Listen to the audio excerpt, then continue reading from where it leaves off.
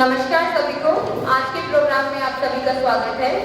आज के प्रोग्राम में जो हमारे पहले रिसोर्स पर्सन हैं डॉक्टर विकास जैन जी और उनके साथ डॉक्टर रचना आई हैं। जोरदार तालियों से उनका स्वागत किया जाए। आज का सर का टॉपिक है dental care in old age.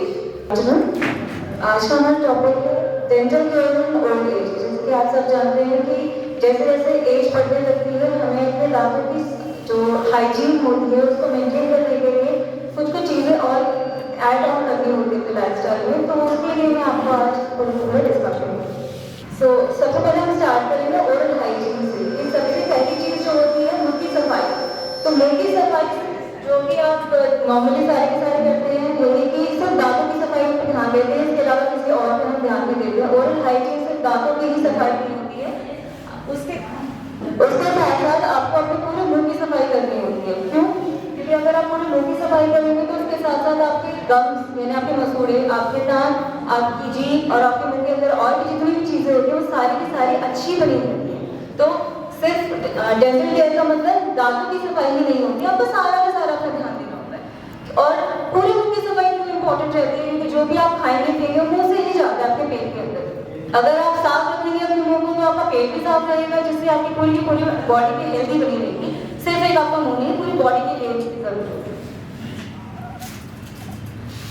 तो एक और प्रॉब्लम है, सबसे बड़ा मिथ ये रहता है कि लोगों को लगता है कि हमारी एज हो गई इस वजह से हमें डेंटल प्रॉब्लम्स हो रहे हैं, जबकि प्रॉब्लम एज नहीं होती है। एज के साथ आपकी 2-4 चीज़ें और ऐड ऑन हो जाती हैं जिसकी वजह से आपको डेंटल प्रॉब्लम्स होने लगती हैं, जो कि सबसे इंपॉर्टेंट है आपको देखो। एक तो पुअर ओरल हाइजीन, दांतों की सफाई सही से नहीं रखते हैं। क्या होता है, एज जैसे बढ़ने लग जाती है, आपकी आर्थराइटिस से कुछ प्रॉब्लम्स होने लग जाती है बॉडी के अंदर, जिसकी वजह से आप अपनी हाइजीन मेंटेन नहीं कर पाते हैं, उसकी वजह से डेंटल प्रॉब्लम्स होती है। दूसरा है टोबैको। जो लोग तंबाकू खाते हैं या सिगरेट वगैरह पीते हैं उनको डेंटल प्रॉब्लम्स होने के चांसेस पहले से थोड़ी सी नॉर्मल लोगों से थोड़ी सी ज़्यादा रहती है। उसके बाद तीसरा रहता है बीमारियाँ। जैसे जैसे एज बढ़ती है बीमारियां भी बढ़ने लग जाती हैं धीरे धीरे बॉडी के अंदर, और आप उन बीमारियों के लिए अलग मेडिकेशन या दवाइयाँ भी खाने शुरू करते हैं, तो वो बीमारियां और उनकी मेडिकेशन दोनों मिलकर आपकी डेंटल प्रॉब्लम्स को थोड़ा सा बढ़ा देती है। अब जैसे आप बीमारियों में देखिए जिनको शुगर की प्रॉब्लम होती है, ठीक है, जिनको डायबिटीज़ है, उनकी बॉडी में शुगर का लेवल और मुंह के अंदर भी शुगर का लेवल बढ़ता रहता है, जिसकी वजह से क्या होगा, आपकी डेंटल कैरीज यानी दांतों में कीड़े लगने की प्रॉब्लम बढ़ जाती है। उसके साथ साथ आपकी और भी बीमारियाँ होती हैं, जैसे पार्किंसन में क्या होता है, हाथ हिलता रहता है पेशेंट का, तो हाथ हिलने की वजह से सही से अपने दांतों की सफाई नहीं कर पाते हैं। फिर डिमेंशिया मतलब जैसे आपका याददाश्त चली जाती है। जिन लोगों की याददाश्त जाने की प्रॉब्लम है, अल्जाइमर्स बोलते हैं वैसे, अल्जाइमर्स वगैरह के पेशेंट में क्या होता है, कोई याद ही नहीं रहती कि हमने सफाई किया है नहीं किया। और कुछ मेडिकेशंस होती हैं, जैसे अगर आपको पता हो जिनको मिर्गी के दौरे पड़ते हैं, उन पेशेंट्स की जो दवाइयाँ चलती हैं उसकी वजह से भी आपकी डेंटल प्रॉब्लम्स बढ़ जाती हैं। तो खाली ही एज नहीं, एज के साथ बाकी सारी चीज़ें भी इम्पॉर्टेंट होती हैं जो कि आपकी डेंटल प्रॉब्लम्स को करती हैं। अब कुछ बेसिक ओरल हाइजीन टिप्स जो कि हम सभी पेशेंट को बताएं, आपको पता भी होंगी, बट वही बात है, एक रिमाइंडर चाहिए होता है कि डेली जब तक नहीं बोलेंगे तब तक वो बात समझ में नहीं आती है और ना ही याद है। तो सबसे पहले इंपॉर्टेंट चीज़ आप किसी भी डेंटिस्ट से पूछेंगे, सबसे पहले यही बोलते हैं कि ब्रश 2 बार कीजिए और फ्लोराइड टूथपेस्ट यूज़ कीजिए, वो जो कि सबसे अच्छा होता है, ताकि आप अपने दांतों को हेल्दी रख सकें। सबसे बेसिक जो अवेलेबल है मार्केट में, कोलगेट और पेप्सोडेंट वगैरह 2-4 आपको रेडीली मिल जाएंगे। और भी होते हैं जैसे जो हमारे हर्बल टूथपेस्ट होते हैं वो भी आप यूज़ कर सकते हैं, पर उसमें फ्लोराइड नहीं होता है, तो आपको कैविटी से प्रोटेक्शन नहीं देगा। तो आपको एक थोड़ा सा ध्यान रखने की जरूरत है, अगर आप कोई भी टूथपेस्ट यूज़ कर रहे हैं उसको चेक कीजिए उसमें फ्लोराइड है या नहीं। उसके बाद नेक्स्ट चीज़ ये आती है, उम्र के साथ साथ क्योंकि आपके मसूड़े वगैरह नीचे जाने लगते हैं तो दांतों के अंदर जगह बनने लगती है। खाना खाते हैं, सबसे पहले पेशेंट जो हमारे पास प्रॉब्लम्स लेके आते हैं वो सबसे कॉमन ये होती है कि दांतों में खाना फंस रहा है, उसका क्या करें। तो हम सबसे पहली चीज़ ये बोलते हैं कि जी आप कुल्ला करके निकाल दीजिए, अगर कुल्ला करके निकलता है तो ठीक है, नहीं तो फिर इस पर ब्रश लगाइए उस पर कि ब्रशिंग से क्लीन हो रहा है। अगर इतना ज़्यादा स्पेस है कि ब्रशिंग से भी क्लीन नहीं हो रहा तो हम बोलते हैं फ्लॉस यूज़ कीजिए। फ्लॉस क्या होता है, धागे की तरह होता है, उसको दांतों के बीच में डाल के क्लीन कर सकते हैं, ठीक है। उससे क्या होगा, दांतों के बीच का आपका जितनी भी गंदगी होती है वो सब निकल जाती है। अगर उससे भी नहीं होता तो और भी डेंटल एड्स होते हैं, वो आपको डेंटिस्ट के पास जाके ही कभी भी जो भी यूज़ करना होता है डेंटिस्ट के पास जाइए, वो आपको सही से बताएंगे कि आपके स्पेस के हिसाब से आपको क्या यूज़ करना है। अब जो फ्लॉस होते हैं वो दो टाइप के अवेलेबल होते हैं, एक डायरेक्ट थ्रेड होता है, उसको आप तोड़ के यूज कर सकते हैं, फिर एक हैंडल के साथ आता है। अगर क्या होता है ओल्ड एज में आप नहीं यूज कर पाते हैं कि हाँ धागा तोड़ेंगे उसके बाद उसको यूज करेंगे, हाथ की भी प्रॉब्लम रहती है, तो हम पेशेंट को इसमें जनरली बोलते हैं कि आप हैंडल वाला ले लीजिए, वो थोड़ा इजी भी रहता है, आपके लिए टाकी भी रहेगा। फिर एंटीसेप्टिक माउथ वॉशेस होते हैं जो कि आपको पता है, काफी आप लोगों को पता भी होगा उसके बारे में, लिस्ट्रीन सबसे ज्यादा एड्स चलते रहते हैं, कोलगेट फ्लास्क का ऐड आता है, दिन में एक बार इनका एटलीस्ट जैसे शाम को बेड पर जब सोने जा रहे हैं उस टाइम पे एक बार यूज करेंगे तो उससे क्या रहता है कि आपके पूरा पूरा मुंह एक बार पूरा हाइजीन क्लीन हो जाएगा। और उसके बाद क्या होगा, जब आप सोएंगे 6 से 8 घंटे के लिए आपका मुंह बंद रहता है, उस टाइम सबसे ज्यादा कैविटीज के चांसेस होते हैं। हम पेशेंट को ये समझाते हैं कि आप सुबह एक बार को ब्रश करें ना करें, रात में ब्रश करना बहुत जरूरी है, क्योंकि आप जो खाएंगे वो रात भर आपके मुंह के अंदर रहेगा, वो सड़न करता है, वो कीड़े बनाएगा, उसी से ही कीड़ा लगता है सबसे ज्यादा। तो रात में अपनी क्लीनिंग अपने मेंटेन अच्छे से करके सोएंगे तो ही बेटर रहता है। उसके साथ साथ क्या होता है, प्रॉपर डाइट मेंटेन करना। जैसे हम कुछ लोगों की आदत होती है थोड़ी थोड़ी देर में कुछ खाते रहते हैं, खाने में मनाही नहीं है, आप क्या खा रहे हैं वो भी बहुत जरूरी होता है। जो लोग बार बार मीठा खाते हैं उनको कैविटी होने के चांसेस उतने ज्यादा होते हैं, तो आप जो भी खा रहे हैं उसको थोड़ा सा ध्यान रखेंगे और क्या खा रहे हैं। सिर्फ जैसे नहीं कि चॉकलेट या चिप्स ये सब खाते रहते हैं, कुछ लोगों की आदत होती है, ठीक है, तो खाना ऐसे कि खाइए, बार बार खा रहे हैं ठीक है, बट उसमें शुगर का लेवल आपको ध्यान रखने की जरूरत है कि वो थोड़ा सा कम रहे ताकि आपको कैविटीज ना हो। फिर दूसरा होता है कि आप बेसिक सबको ही बोला जाता है कि हर 6 से 7 महीने पे आप जाके एक बार डेंटल विजिट लीजिए, लेकिन कई चीज़ें ऐसी बीमारियां होंगी जो आपको नहीं पता होती है, वो डेंटिस्ट आपको बता देता है। आपको नहीं पता कि आपके ऊपर के दांतों में कीड़ा लगा हुआ है, पर आप डेंटिस्ट के पास जाएंगे तो वो जरूर बता देगा कि हाँ आपके दांतों में कीड़ा, तो मैं आपको बता, वो आप ही के लिए बेहतर रहता है। अब कुछ बेसिक प्रॉब्लम्स जो कि सबसे ज्यादा एल्डरली पेशेंट्स में हम देखते हैं वो ये सबसे पहले कि दाल गिरी। लोगों को लगता है कि हमारे दांत अचानक से काले होने लग गए हैं, एज बढ़ी है तो हमारे दांत काले हो गए, पर उसके क्या क्या कॉजेज होते हैं, क्या क्या रीजन है जिसकी वजह से आपके दांत उम्र के साथ साथ धीरे धीरे काले या डार्क होने लगते हैं। एक तो क्या कि कुछ फूड हैबिट्स होती है, ठीक है, जैसे इंडियन जो खाना है हमारे कल्चर में हम टर्मरिक यानी हल्दी का इस्तेमाल बहुत ज्यादा होते हैं, चाय कॉफी पीते हैं, तो उससे क्या दांतों में स्टेनिंग होती है और धीरे धीरे धीरे वो स्टेन अंदर चला जाता है, दांतों का आपका कलर जो है पीला या काला करने लगता है। दूसरा ये कुछ लोग तंबाकू खाते हैं, ठीक है, सिगरेट पीते हैं, तो उसकी भी स्टेनिंग होती है। तीसरा ये कि धीरे धीरे एज के साथ दांतों का कलर चेंज होता है, थोड़ा सा वो चीज़ आपको समझने की जरूरत है कि वो आपके जो दांत जो 20 की उम्र में थे वो नहीं रहेंगे, धीरे धीरे वो उनका कलर चेंज होगा ही, ठीक है।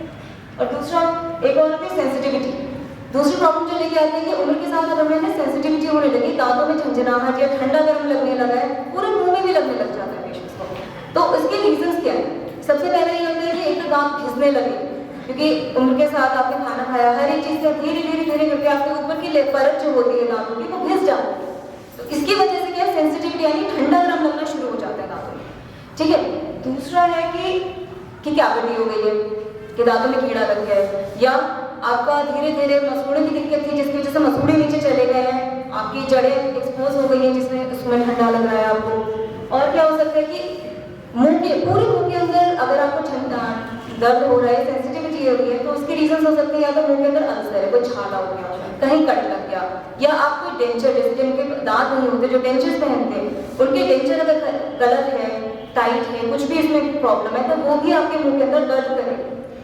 तीसरा चीज प्रॉब्लम जो होती है वो है ड्राई माउथ। ड्राई माउथ का मतलब मुंह में थूक नहीं आ रहा, सूखा लगता है, तो उसके रीजंस क्या है कि एज के, एक तो एज फैक्टर रहेगा ही रहेगा, आपको ये समझने की जरूरत है कि एज के साथ आपके जैसे हमारे मुंह के अंदर ग्लैंड्स होते हैं जो कि थूक बनाते हैं, लाल बनाते हैं, वो धीरे धीरे कम होने लग जाते हैं, तो एक तो उसकी वजह से। दूसरा मेडिकेशन, कुछ बीमारियां होती हैं जिनके लिए हम दवाइयां देते हैं, उन दवाइयों के साइड इफेक्ट की वजह से आपका ड्राई माउथ होता है। सबसे कॉमन है आपकी बीपी की दवाइयाँ, बीपी की दवाइयों की वजह से सबसे ज्यादा होता है कि आपको ड्राई माउथ की प्रॉब्लम होती है, ठीक है। तो थोड़ा सा आपको ये देखने की जरूरत है, अगर आप बीपी की दवाइयाँ ले रहे हैं, थोड़ा सा अगर ड्राई लग रहा है कि हाँ मुंह सूखा सूखा, हम ऐसे पेशेंट्स को बोलते हैं कि थोड़ा पीठ पर स्वीपिंग करते रहे, थोड़ा थोड़ा पानी थोड़ी थोड़ी देर में लेते रहे।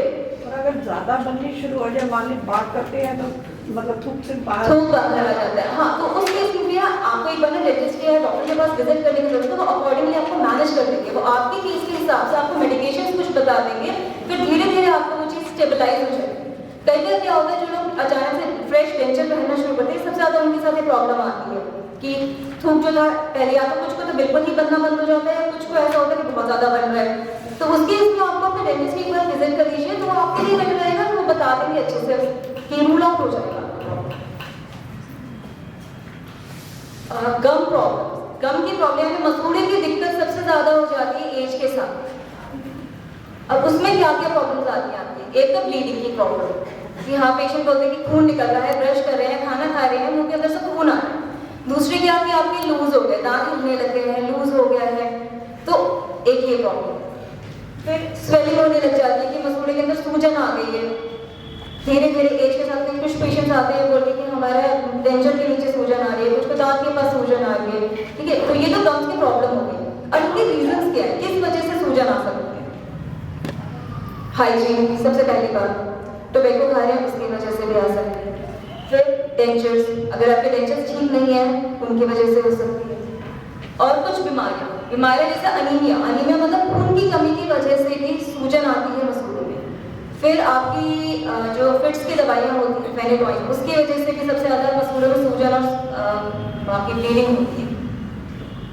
फिर रिड्यूस टेस्ट सेंसेशन, मतलब खाना खा रहे हैं पर स्वाद नहीं आ रहा। खाना खाते हैं बट उम्र के साथ आपको लगता है कि नहीं खाना तो खा लिया पर उसमें उतना स्वाद नहीं है। उसके रीजंस क्या होते हैं? एक ये कि आपका एज फैक्टर की वजह से आपके जो ऊपर हमारे टेस्ट बड्स होते हैं वो धीरे धीरे घिस जाते हैं, कम हो जाते हैं, एक वो। दूसरा ये कि मेडिकेशंस जो हम ले रहे हैं, कुछ मेडिकेशंस होती है जो कि आपके टेस्ट बड्स को खराब कर देती है। और कुछ ऐसी मेडिसिन भी होती है जैसे आपको सबसे बेसिक अगर मैं बताऊं, सबसे छोटा एग्जाम्पल होती है आपकी, अगर आप लोगों ने मेट्रोजेल खाई हो तो ऐसा लगता है कड़वा कड़वा हो गया हो। तो कुछ हाँ, तो उनके क्या होता है कि आपको कुछ मेडिसिन ऐसी होती है जो कि आपका मुंह का टेस्ट खुद ही ऑल्टर कर देती है, तो इसकी वजह से भी होती है। फिर दूसरा है ओरल इन्फेक्शन, कि आपके मुंह के अंदर इन्फेक्शन होते हैं। कि इन्फेक्शन की प्रॉब्लम कॉजेज क्या क्या है, रीजन क्या होता है जिस वजह से आपको इतने इन्फेक्शन हो रहे हैं? एक तो ये रहता है कि जो डेंचर पहनते हैं, अगर आपने डेंचर की क्लीनिंग अच्छे से नहीं की तो आपको मुंह के अंदर इन्फेक्शन हो सकता है। कुछ बेसिक इन्फेक्शन होते हैं, सर्दी जुकाम हल्का फुल्का वो लगा रहता है। एक और होता है प्रॉब्लम की जिनको अस्थमा की प्रॉब्लम होती है, जिन पेशेंट्स का अस्थमा की प्रॉब्लम होती है वो पंप लेते हैं। पंप लेने के बाद सबसे पहली चीज करनी चाहिए कि आपने ले तो लिया, आपने इनहेलर ले लिया, उसके बाद आपको कुल्ला करना चाहिए ताकि मुंह के अंदर से सारा का सारा निकल जाए जो मुंह के अंदर फंसा है, क्योंकि वो पंप सिर्फ आपकी सांस की नली में जाना चाहिए, जो मुंह के अंदर है वो सिर्फ आपको इन्फेक्शन ही कॉज करेगा। तो अगर आप पंप ले रहे हैं तो आपके लिए बहुत जरूरी है कि जितने बार आपने पंप लिया उसके बाद एक बार कुल्ला कर लीजिए कि मुंह के अंदर जो दवाई लगी हुई है वो सब निकल जाए। कुछ बेसिक जो लोग डेंचर पहनते हैं उनके लिए हाइजीन टिप, क्योंकि सबको नहीं पता होता कि अपने डेंचर को कैसे साफ रखना चाहिए। तो एक बार डेंचर की हाइजीन टिप्स आप देख लीजिए। सबसे पहले क्या करना चाहिए, डेंचर को हमेशा सोक कीजिए रात भर। आपने दिन भर उसको पहन के रखा, रात को एक बार निकालिए, साफ कीजिए अच्छे से, पानी के अंदर उसको पूरा डुबा के रखना होता है। ऐसा नहीं कि आपने निकाल के बाहर रख दिया, नहीं, उसको हमेशा पानी के अंदर डुबा के रखिए। डेली सुबह उसको एक बार निकालने के बाद, पानी से निकालने के बाद हम बोलते हैं डेंचर पाउडर जो होता है, क्लीनिंग पाउडर आता है, उससे साफ कीजिए। अगर आपके पास नहीं है डेंचर क्लीनिंग पाउडर, आपको मार्केट से मिल सकता है। और अगर अभी तक नहीं किया, कई बार होता है कि हाँ हमें नहीं पता था डेंचर क्लीनिंग टैबलेट्स का, या हमें नहीं पता, तो उस केस में क्या होता है कि बहुत ज्यादा स्टेन आपके उसमें गंदगी ज्यादा जम गई है, तो ऐसे केसेस में हम बोलते हैं कि गुनगुने पानी के अंदर एक वो टैबलेट डाल दीजिए डेंचर क्लीनिंग, और अपने डेंचर को पूरी रात उसमें सोक कर दीजिए। वैसे नॉर्मली क्या होता है कि आपको वो टैबलेट डेली यूज करनी चाहिए, 2 से 3 मिनट उसको उसके अंदर सोक करना चाहिए। बट अगर आपने काफी टाइम से नहीं किया है तो उस केस में आपको वो ओवरनाइट छोड़ने की जरूरत है। फिर सुबह उठ के उसी पानी से ही और सॉफ्ट ब्रश लेके पूरा क्लीन करेंगे बाहर की तरफ। ये चीज ध्यान रखिए कि डेंचर का जो सतह आपकी मसूड़े के अंदर की तरफ जा रहा है उस पर ज्यादा ब्रश नहीं करेंगे, वरना क्या है आपका नाप चेंज हो जाएगा, फिर आपको लगेगा कि वो लूज हो गया, ढीला हो गया। दूसरी साइड ज्यादा खींचना नहीं है, हल्का सा क्लीनिंग करेंगे, रनिंग वाटर में भी क्लीन कर देंगे, वो ठीक हो जाएगा। ब्रशिंग अच्छे से दांतों पे करना है, दूसरी सतह पे। फिर दूसरा क्या है कि अच्छे से उसको क्लीन कीजिए, दिन भर यूज कीजिए। और एक छोटी सी चीज है कि हाँ कुछ पेशेंट्स होते हैं जैसे हमारे पास आते हैं, वो बोलते हैं कि जी हमने तो उसको ना तेजाब से साफ करते हैं, एसिड से साफ करते हैं, घर में जो क्या कहते हैं बर्तन डिश वॉशर होता है उससे साफ करते हैं। ये चीजों से बिल्कुल मत साफ कीजिए, डेंचर आपका खराब हो जाएगा। इसलिए जो भी अगर क्लीनिंग है, प्रोफेशनल क्लीनिंग या तो कराइए, अपने डेंटिस्ट के पास ले जाइए। बहुत खराब हो गया, आपको लग रहा है बहुत गंदा हो गया डेंचर, डेंटिस्ट के पास ले जाइए, वो लैब्स में देकर उसको क्लीन कराएंगे। या तो आप डेंचर क्लीनर्स जो आते हैं, वो टैबलेट्स आती है, उसको पानी में सोख कीजिए, उससे काम हो जाएगा। अगर नहीं हो रहा तो आप डेंटिस्ट के पास लेके जाइए। खुद से कुछ भी मत कीजिए कि हाँ विनेगर लगा के उस पर तेजाब लगा के साफ करें, वो आपका डेंचर जो है, आपको पता ही डेंचर एक्सपेंसिव बनते हैं, वो खराब हो जाएगा तो आपकी पॉकेट में आएगा।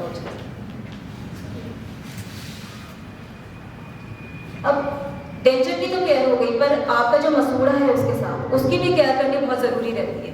तो आपको अपने मुंह की केयर क्या क्या करनी है, छोटी मोटी 1-2 टिप्स है, वो आपको बस ध्यान में रखना है कि जब भी आप डेंचर निकालते हैं, हम ये बोलते हैं कि जितने बार खाना खाने के बाद निकाल लीजिए डेंचर, और मसूड़े की ऊपर अच्छे से उंगली से सब मसाज कीजिए।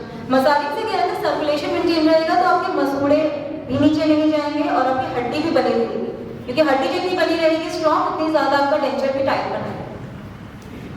और नमक पानी की कुल्ले, वो तो सब आप सबको ही पता होगा, सभी करते हैं, करता है कोई यहाँ पर नमक पानी का कुल्ला करते हैं? चलिए बहुत अच्छी बात है। नमक पानी का कुल्ला जरूर करना है आपने।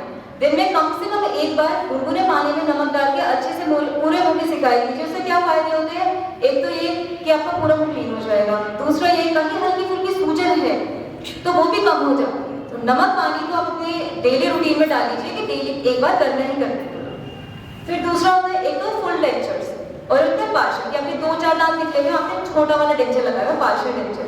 उन डेंचर्स को आपको डेली ब्रशिंग की और थोड़ी सी ख्याल रखना होता है कि आप अपने नॉर्मल ब्रश जितने भी दांत हैं उनको तो ब्रश कर रहे हैं, जो डेंचर की पार्शियल वाला होता है उसमें क्लास्प होता है मेटल का, किसको यूज करता है यहाँ पर पार्शियल, किसी के पास है? अगर किसी के पास आप बता दीजिएगा, उसमें क्लास्प होता है, वो दागे वाले दांत में से हुक की तरह लगता है। थोड़ा सा ध्यान बस इतनी देने की जरूरत होती है कि आप जिस पे वो रुक रहा है, जिससे सपोर्ट ले रहा है, उस दांत पे अच्छे से ब्रशिंग कीजिए, उसका ध्यान रखिए। और अगर लग रहा है कि टेढ़ा मेढ़ा हो गया, कुछ भी हो गया है, तो डेंटिस्ट के पास जाइए, खुद से कुछ मत कीजिए उसपे। कहीं आप कुछ करने लगे, वो टूट गया, टेढ़ा हो गया, आप तो यूज करते रहे, वो दूसरा दांत डैमेज कर देगा। ठीक है, तो थोड़ा सा बस ध्यान रखना है इस चीज की। अब जैसे हमारे पास पेशेंट्स आते हैं तो उनके कुछ बेसिक सवाल होते हैं, कुछ क्वेश्चंस होते हैं जो कि सभी के होते हैं। तो 6-7 कुछ सवाल थे, मैं उनके जवाब लेके आई हूँ। इसके अलावा कुछ अगर आपके पास रहेगा आप मुझसे पूछ लीजिएगा, ठीक है? तो सबसे पहले जो सबसे कॉमन प्रॉब्लम जो हमसे पूछते हैं लोग कि हमारी तो एज हो गई है, अब तो हमें कैविटीज नहीं हो पाएंगी। ये सबसे बड़ा मिथ है। कैविटी किसी को भी किसी भी उम्र में हो सकती है, सिर्फ छोटे बच्चों को नहीं। लोग ये बोलते हैं छोटे बच्चे चॉकलेट खाते हैं इस वजह से उनको कैविटीज होती है, नहीं, किसी भी एज में किसी को भी कैविटीज हो सकती है। तो आपको ये चीज ध्यान रखनी है कि ब्रशिंग अगर दांत में तो अच्छे से कीजिए, फ्लोराइड टूथपेस्ट यूज कीजिए, गम्स का मसाज कीजिए, अगर दांत है तब भी मसाज करने की जरूरत होती है, और साथ में नमक पानी का कुल्ला करना ही करना है, ठीक है? और क्या होता है उम्र के साथ, जैसे अगर किसी ने 20 की उम्र में या 30 की उम्र में कोई फिलिंग कराई है, आपको कभी पता नहीं चलेगा उसके नीचे कैविटी हो गई दूसरी। तो आपको हमेशा, इसीलिए हम बोलते हैं कि हर 6 महीने में डेंटिस्ट को विजिट कीजिए, ताकि डेंटिस्ट देख लेगा इस चीज को, अगर नीचे कोई कैविटी है तो वो चेंज कर देंगे आपकी फिलिंग। उससे क्या है, आपकी फर्दर आगे की चीजों में कम हो जाती है। अगर आगे की फिलिंग आपने चेंज करा ली, फिलिंग में काम हो गया, नहीं तो वही चीज ट्रीटमेंट आपका एक्सपेंसिव हो जाएगा, रूट कनाल पे जाएगा, और चीजें हो जाती है। तो वही होता है, स्टिचिंग टाइम सेव्स मनी, छोटा सा है, छोटे में ही उसका काम हो सकता है। और कुछ होता है कि कहीं कहीं आपकी कि जैसे मसूड़ा नीचे चला जाता है, लोग इस चीज पे तो ध्यान देते हैं कि हमारे दांत तो साफ है, पर मसूड़े पे ध्यान नहीं देते कि मसूड़ा नीचे चला गया, जड़ खुल गई। जड़ें जो होती हैं वो सबसे वीक पॉइंट होती है आपके दांतों में, सबसे वीक आपकी जड़ होती है।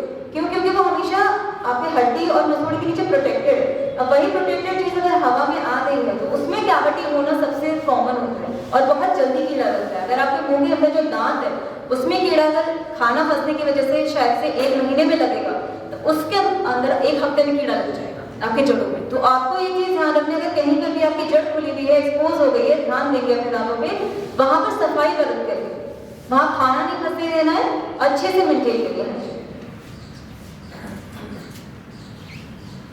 एक ही और प्रॉब्लम आती है कि सारे दांत तो हमारे बिल्कुल ठीक है, पर फिर भी ठंडा गर्म लग रहा है। दांत तो बिल्कुल हेल्दी, एकदम चमक रहे हैं सारे के सारे दांत, फिर भी हमारे दांतों में ठंडा गर्म क्यों लग रहा है? उसके रीजंस होते हैं। एक तो ये कि आपकी जड़ खुल गई है, जड़ एक्सपोज हो गई है इस वजह से। दूसरा ये, कुछ लोगों को आदत होती है दांत पीसने की, गुस्सा करते हैं, दांत पीसते हैं, ऐसे क्लेंच करके रखते हैं, ऐसे दबा के। तो उन लोगों में क्या होता है, धीरे धीरे ऊपर की परत ना घिस जाती है दांत, तो वो घिस जाती है, नीचे की परत जब बाहर एक्सपोज हो जाती है तो सेंसिटिविटी होनी है, ठंडा गर्म लगना शुरू हो जाता है। और तीसरा एक और रीजन होता है इम्प्रॉपर ब्रशिंग। अगर आप ब्रश, लोगों को लगता है कि जितना घिस के करेंगे उतना ही अच्छा है, नहीं। ब्रशिंग धीरे धीरे हल्के हाथ से करनी चाहिए, गोल गोल करनी चाहिए, और दबा के एकदम हॉरिजॉन्टल ऐसे ऐसे घिसना नहीं चाहिए। बर्तन नहीं मांज रहे हैं आप, दांत है, सफाई करते हैं, बिल्कुल नॉर्मल हल्के हाथ से कीजिए, ठीक है? अगर आपको बहुत ज्यादा घिसा तो क्या होता है, ब्रश की वजह से भी आपके दांत कट जाते हैं। आपने देखा होगा कुछ लोगों के ऐसे गड्ढे हो जाते हैं हॉरिजॉन्टल, वो गड्ढे से कब इम्प्रॉपर ब्रशिंग यानी गलत ब्रशिंग टेक्निक की वजह से होता है। तो थोड़ा सा उस पर ध्यान देंगे तो अपने आप की चीजें जो है आपकी ठीक होती है। एक और चीज ये आती है कि एज के साथ आपको लगता है कि हाँ मेरे दांत हिलने लगे हैं, लूज हो गए हैं, क्या रीजन हो सकता है? तो रीजन तो वही है, मसलों की दिक्कत हो रही है, ब्लीडिंग हो रहा है और हड्डी नीचे चली गई, क्लेंचिंग करते हैं। कुछ डायबिटीज वाले पेशेंट होते हैं, उसमें क्या होता है, जो डायबिटीज जब शुगर होता है वो अपने आप आपकी मसूड़े की शुगर में पायरिया होना बहुत नॉर्मल है। किसी को अगर डायबिटीज है, शुगर है, उनको पायरिया की प्रॉब्लम सबसे ज्यादा होती है। अगर किसी को आप में से डायबिटीज है तो वो आपके लिए सबसे इंपॉर्टेंट चीज है कि आप बार बार जाएंगे डेंटिस्ट के पास, ताकि आपके कहीं पर भी कुछ हो रहा है डेंटिस्ट बता देंगे कि हाँ ये इतना सा हुआ है, ये लगा लीजिए, ये कर लीजिए, आपको ठीक हो जाएगा वापस। ठीक है।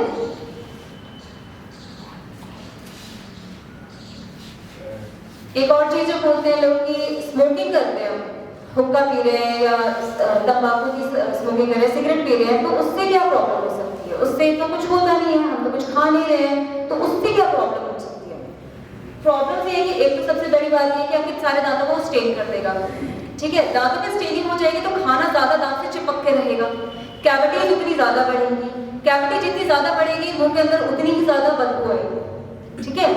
और एक और चीज होती है जो कि सबको पता है, तंबाकू के कोई भी आप सिगरेट का डब्बा लीजिए, सबसे पीछे उसमें बना होता बड़ा बड़ा कि तंबाकू से कैंसर होता है, फिर भी खाते हैं लोग, वो तो अलग बात है। बट आपको ये चीज समझने की जरूरत है कि कैंसर शुरुआत में तो बड़ा सा छेद जैसा नहीं दिखता, शुरुआती लक्षण होते हैं कि जब कैंसर होने लगता है कि थोड़ी रेडनेस हो रही है, ये हो रहा है, वो हो रहा है। तो पहली बात तो मत खाइए, अगर खा रहे हैं, यूज कर रहे हैं तो डेंटिस्ट के पास फ्रीक्वेंट विजिट लेते रहिए, ताकि वो बता देंगे आपको कि अब आपका शुरुआत होने वाली है। एटलीस्ट आपको पता रहेगा, उसके आगे खाना ना खाना आपके हाथ की चीज है, आपको पता रहेगा कि हाँ मेरे अंदर कैंसर के लक्षण आने शुरू हो गए। तो उस चीज के लिए एटलीस्ट आपको अपने डेंटिस्ट के पास फ्रीक्वेंट विजिट्स देनी चाहिए। एक और चीज, हमारे मुंह में तो दांत ही नहीं है, मैं डेंटिस्ट के पास क्यों जाऊँ? मेरे पास तो दांत ही नहीं, डेंटिस्ट का काम तो दांत देखने का है, तो मैं क्यों जाऊँ डेंटिस्ट के पास? उसके 3-4 रीजन है। एक तो ये कि अगर आप डेंचर पहन रहे हैं, अपने डेंचर को बार बार चेक करवाते रहिए जाके, आपको नहीं पता चलेगा कि कहीं से भी लूज होगा, डेंचर हल्का फुल्का रिपेयर कर दिया वो वहीं से ठीक हो जाएगा। ठीक है। दूसरा क्या कि जैसे मैंने अभी बताया कि हर 6 महीने में अगर आप जाते हैं डेंटिस्ट को, अगर कोई और प्रॉब्लम होगी तो आपको बता देंगे। कहीं ऐसा होता है कि पेशेंट हमारे पास आते हैं जिनको मुंह के अंदर कहीं सफेद दाग है, कुछ भी हो रहा है, तो हम उनको बता पाते हैं कि आपकी प्रॉब्लम स्टार्ट हो गई है, आप उसका ट्रीटमेंट कर लीजिए। और दूसरा क्या, हाँ 6 महीने की जरूरत नहीं पड़ेगी अगर आपको दाग है, पर एनुअल चेकअप्स हर साल में एक बार आप जाके चेकअप करा लेंगे, वो आपके लिए बहुत है। एक ये सबसे बड़ी प्रॉब्लम होती है जो डेंचर जो पहनते हैं उनके साथ ये आती है कि जो शुरू में हमने लिया था तब तो मेरा डेंचर बहुत टाइट था, बहुत अच्छा चल रहा था, अब 6-7 साल हो गए, अब मेरा डेंचर जो है लूज हो गया है, अब मुझे उतनी फिट नहीं लग रही, उतना अच्छा नहीं रहेगा। तो इसके रीजंस होते हैं। एक तो ये समझने की जरूरत है कि आपकी एज जो होती है, एज के साथ साथ मसूड़े और हड्डियां दोनों ही नीचे जाती है। उसके साथ क्या होगा, अगर मसूड़े और हड्डी नीचे जा रही है तो आपका डेंचर लूज होगा ही होगा। हल्का फुल्का हुआ है, अगर आपको लग रहा है हल्का फुल्का है, कुछ डेंचर एडहेसिव्स आते हैं आपको, अगर किसी के पास है तो डेंटिस्ट जो है खुद ही रिकमेंड कर देते हैं कि आप उसमें पाउडर लगा के काम चला लीजिए। बट हम जो एक आप मुझसे प्रोफेशनल लेवल में पूछेंगे तो हम ये बोलते हैं पेशेंट को आप डेंचर एडहेसिव्स यूज मत कीजिए, आप उसको लेके जाइए डॉक्टर के पास, वो क्या करेंगे हल्के फुल्के माइनर चेंजेस में आपको वो वापस से एडजस्ट करके दे सकते हैं अगर हल्का लूज हुआ है। नहीं तो अगर ज्यादा लूज है आप उसको चेंज करवाइए। लूज डेंचर पहनने से भी कट्स लगते हैं, वो भी आपके मसूड़े को खराब करेगा।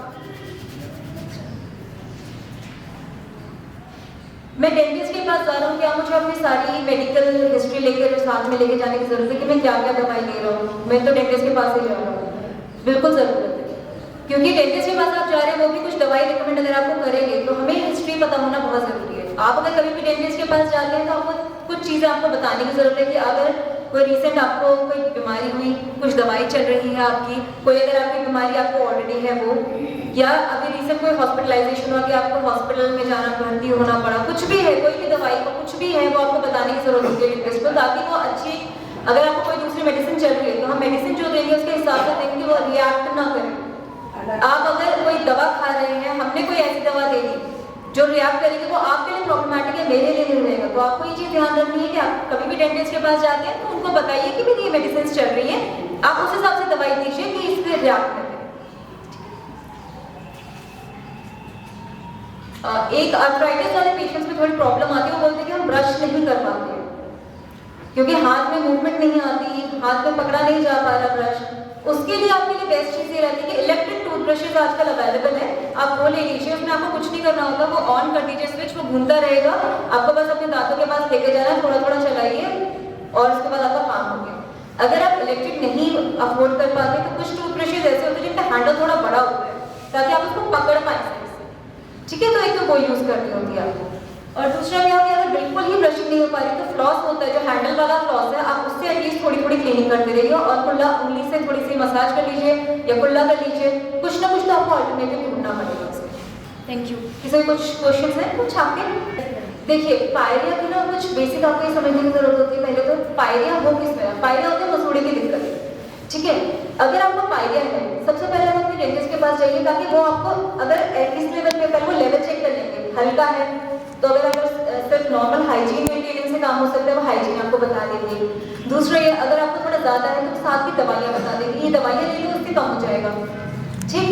तीसरा होता है कि बहुत ज़्यादा हो चुका है, पायरिया बहुत आगे बढ़ गया है, मसूड़े एकदम लूज हो गए हैं, स्वेलिंग आ गई है, उस केस में कुछ सर्जरीज की जरूरत पड़ती है, फिर मसूड़े की सर्जरीज होती है। तो आप डेंटिस्ट के पास जाइए, वो खुद बताएंगे आपका लेवल देख के कि आपको किस चीज़ की जरूरत है। बाकी जो मैंने बताया नमक पानी को और अपनी 2 बार ब्रशिंग उतना मेंटेन करेंगे तो आपको कुछ नहीं होगा। और हाँ, अगर पायरिया का पेशेंट है तो हम बोलते हैं आप एक बार जरूर माउथ वॉश जो होता है वो अपने डेली हैबिट में डाल लीजिए कि एटलीस्ट 2, और माउथ वॉश में ऐसे नहीं कि आप रेगुलरली यूज करते हैं, 2 महीने यूज करके 1 महीना प्रॉब्लम, 2 महीने यूज करके 1 महीना बंद, ठीक है। पायरिया होता क्यों है मेन प्रॉब्लम? वो प्रॉब्लम इसलिए है कि सफाई ना रखनी है। हम कहते हैं ब्रश तो 2 बार कर ही रहे हैं तो इसमें क्या दिक्कत आ रही है? तो वो ये ना बच्चा 8 घंटे पढ़ रहा है, नंबर 20 आया उसके, इसका तो ध्यान रखिए पहली बात। दूसरा हमारा एक क्वेश्चन होता है कि हम तो 2 टाइम ब्रश कर रहे हैं फिर भी दांत गंदे क्यों हैं? हर डॉक्टर कहता है दांतों की सफाई करो 6 महीने बाद। हम लोग गाड़ी रोज साफ करते हैं, फिर उसको 6 महीने सर्विस कराते हैं, बरगाड़ के अंदर मिट्टी जमा हो जाती है। प्रेशर से सफाई जरूरी है। जैसे हम लोग आप लोग बर्तन में सब्जी बनाते हैं, कुकर में सब्जी बनाते हो, रोज सोफ कुकर साफ करते हो, आज घर जाके कुकर के हैंडल के नीचे देखना कितना गंद मिलेगा। वो उसकी सफाई के लिए डेंटिस्ट है, जहाँ आपका हाथ नहीं पहुँच पा रहा आपको पता नहीं रहता। इस वजह से पायरिया मतलब collection of mud, calculus, flora, गंदगी जमा होने से मुसूड़ों में सोजन आ जाता है। घर में भी गंदगी है, वो डस्टबिन रख दो तो स्मेल आ जाएगी। कोई हम लोग ये होता है सफाई कराने डरते हैं, सफाई से मित होता है कि दांत खराब हो जाएंगे, दांत हिल जाएंगे।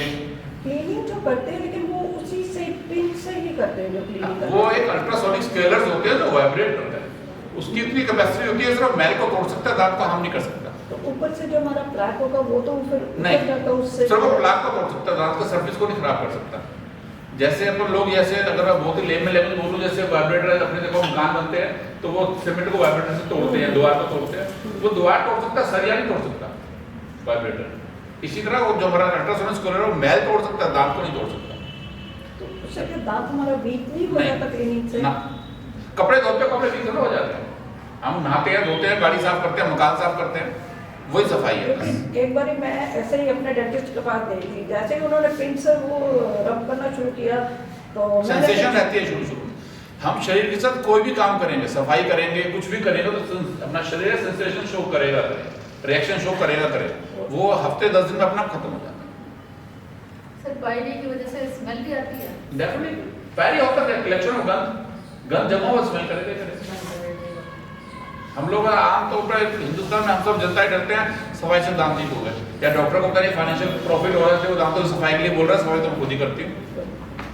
तो इसलिए दूसरा डेंटल, जैसे हम लोग ना विजिट कैसे कर रहे हो, जैसे हम लोग अपनी गाड़ी हर साल बाद सोचते हैं इंश्योरेंस कराना ही कराना है, तो डेंटल को भी दिखाना ही दिखाना है, सफाई होगी ही होगी, हर साल सबकी होनी चाहिए। और इम्प्लांटेशन क्या चीज़ है आजकल? जो इम्प्लांटेशन एक नकली दांत लगाते हैं उससे हम लोग, किस टाइप से? हड्डी के अंदर एक पेंच लगा देते हैं जिसको हम नकली जड़ बोलते हैं। अच्छा, तो वो एनेस्थीसिया देके करते होंगे ऐसे तो? हाँ, सब डेंटल में कोई भी काम विदाउट एनेस्थीसिया नहीं हो पाता। एक ड्रिल करते हैं, हड्डी अंदर ड्रिल करके एक पेंच लगा दिया, जमीन खोदी, पिलर लगा दिया, आधा पिलर ऊपर आधा पिलर नीचे, और उसके ऊपर छत डाल दी। तो हमने भी आधा पिलर में प्लांट अंदर डाला, मुंह में आधा ऊपर, और जो ऊपर वाला पोर्शन है उसके ऊपर कैप लगा। तो ये सक्सेस हाँ हमारे साइड ने करवाया वो काफी प्रॉब्लम में थे, फिर उनको स्क्रू निकलवाया। मेरे पे नॉन में उसकी 2 लड़कियां थी, एक की शादी की डाइवोर्स हो गया, दूसरी की शादी हो गई। मेडिकल लाइन में कॉम्प्लिकेशन हर सर्जरी में रहती है। हिंदुस्तान में डॉक्टर को छोड़ के सब डॉक्टर है। डॉक्टर बढ़ेगा डॉक्टर को छोड़ के सब डॉक्टर हैं।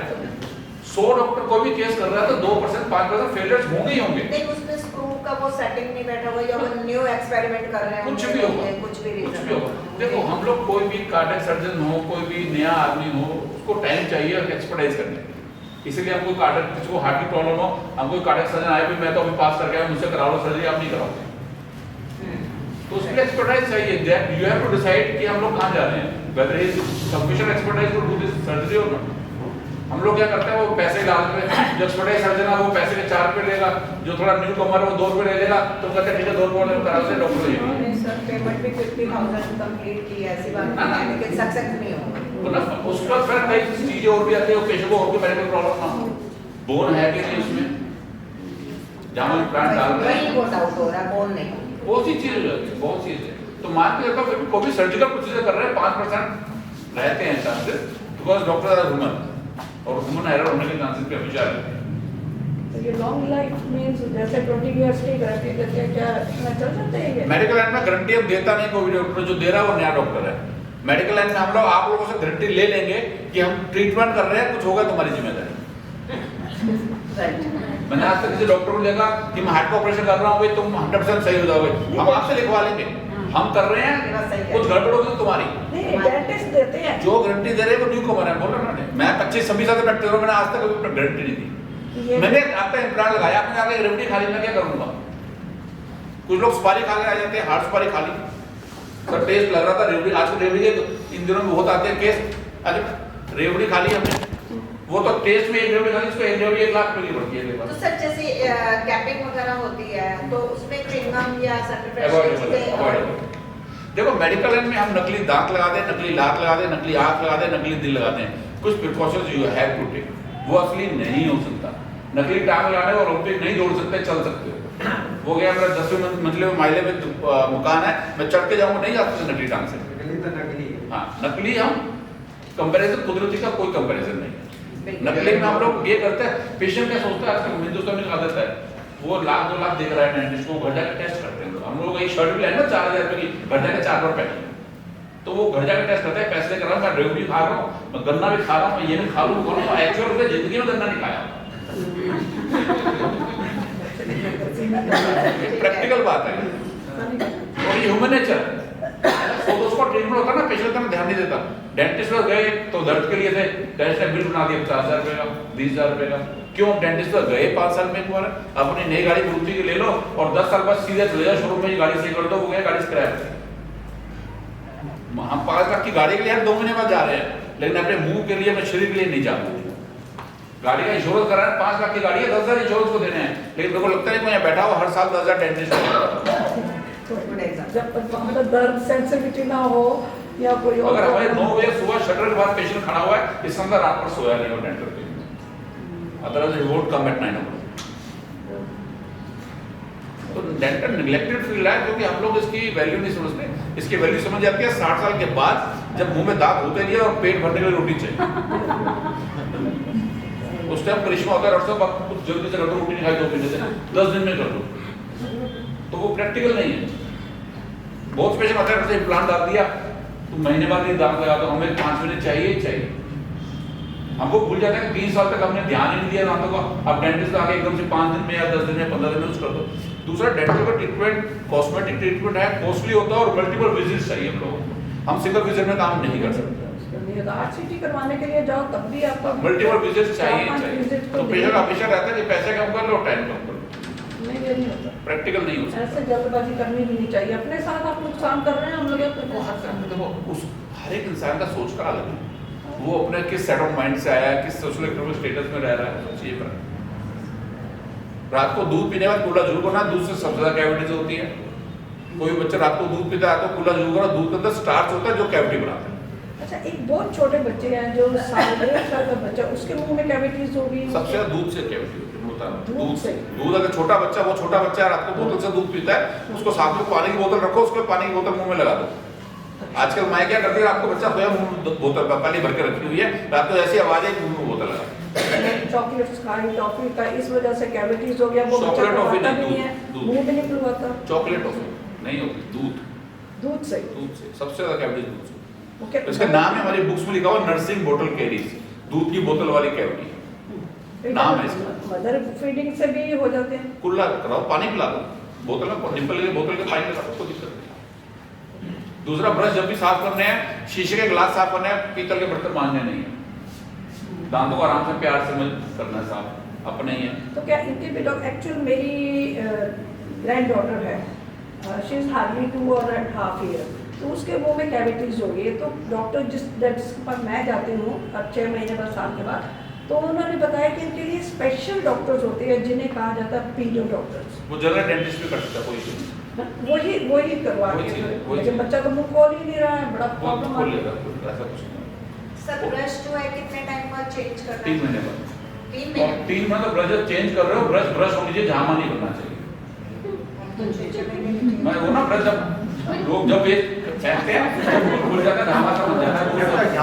किसी किसी का बनता है। मैं आमतौर पे ब्रश जब फेंकनी है 3 महीने बाद, तो ब्रश ही होनी चाहिए उस टाइम पे भी। सर छोटे बच्चों की दांतों की सफाई हो सकती है? हाँ, जब दांत मुंह में आ जाए उसकी सफाई जरूरी है। चाहे वो 2 साल का बच्चा, चाहे 4 साल का, चाहे 2 दांत हो, उसका 4 दांत। और ब्रश सॉफ्ट या हार्ड? हल्का सॉफ्ट। हल्का सॉफ्ट। हम लोगों में ना शरीर में उतनी जान नहीं, जो 50 साल पहले लोगों में जान होती थी।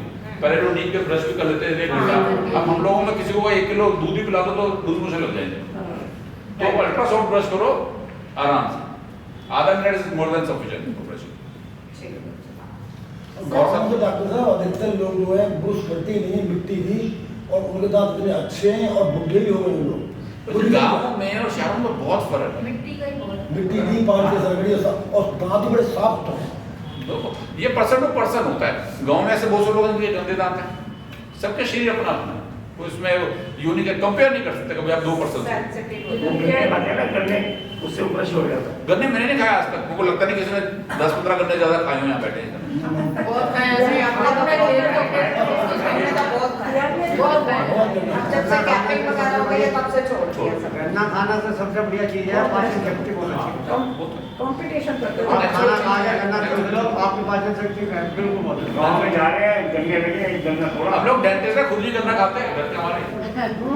अमरूद सबसे नुकसान ज्यादा करता है, अमरूद का बीज। हाँ, भी है, भी फट जाता है। और ये दिसंबर जनवरी में सर्दियों में पेशेंट हो जाते हैं, दांत को कैप निकाल के रेवड़ी खाई होती है, छूटते फूटते में रेवड़ी कैसे खाई थी कल, खाई थी वो रेवड़ी कैसे कई बार 2-2 दांत निकालने पड़ते तेल हैं। फट जाता है। तो इन चीजों को थोड़ा अवॉइड करो। डॉक्टर साहब, ये आसपास के जो दांत हैं और बीच में दांत नहीं है, तो उसके लिए ब्रिज लगाना सही है या दांत लगाना सही है? डिपेंड करता है, ब्रिज और इम्प्लांट 2 चीज होती है। दांत, नकली दांत 2 चीजों से बदले जा सकते हैं, इम्प्लांट या ब्रिज फिक्स वाले। ब्रिज के लिए मुझे एक दांत के लिए 2 दांतों को घिसना पड़ेगा आजू बाजू वालों को, तो उसमें एक लगाता हूँ, एक दांत रहे, नुकसान 2 को ले लिया, उन पर सारी उम्र कैप रहेगा। तो बेस्ट उसी को ऊपर, इसी वजह से इम्प्लांट आया। इम्प्लांट में आजू बाजू के दांतों को नहीं छेड़ना पड़ता। एक्चुअली क्या है, डेंटल इसलिए एक्सपेंसिव है, डेंटल का कोई प्रोडक्ट इंडियन नहीं है। इंडिया में इम्प्लांट नहीं बनते, इम्प्लांट इंडिया में पोर्सिन के कैप्स नहीं बनते, मटेरियल इंडिया का नहीं होता। जो नाप लेते हैं वो भी इंडियन नहीं है, जो चेयर है वो भी इंडियन नहीं है, जो एक्सरे लेना है वो भी इंडियन नहीं है।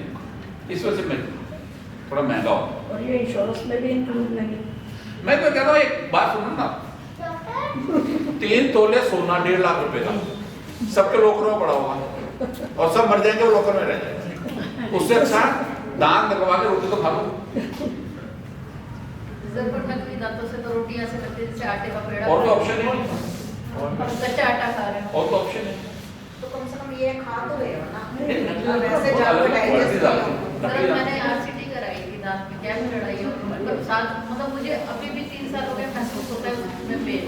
So that depends on doctor to doctor and sir मैं 2 डॉक्टर्स को और दिखा चुकी हूँ, एक्सरे करते हैं वो कहते हैं सब दिखा चुकी हूँ, पर अभी तक महसूस होता है। देखो पेशेंट को प्रॉब्लम है, इसके अंदर बिना कोई प्रॉब्लम पड़ी हुई है, बड़ी सिंपल है। Patient not able to chew properly, means कहीं ना कोई प्रॉब्लम है, उसको ट्रेस नहीं कर पाते हैं।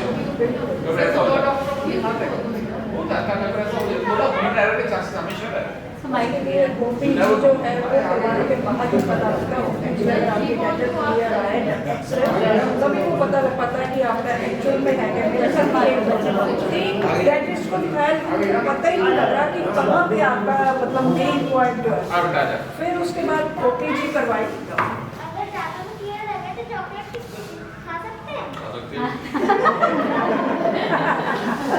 चॉकलेट में तो कीड़ा खाएगा थोड़ा सा, कीड़े को तो पेट में भूख लगती है, तो चॉकलेट खाएंगे तो मर जाएगा बेचारा।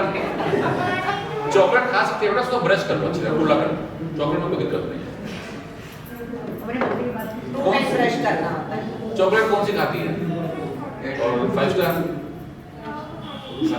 आइसक्रीम आपने ये भी लाई होगी। हमारे बीच अब हमारी नेक्स्ट स्पीकर डॉक्टर प्रीति गौतम जी आ गई हैं। मैं मैडम से रिक्वेस्ट करूंगी कि प्लीज आगे आइए और जोरदार तालियों से उनका स्वागत कीजिए। बहुत अच्छा लगा यहाँ आके।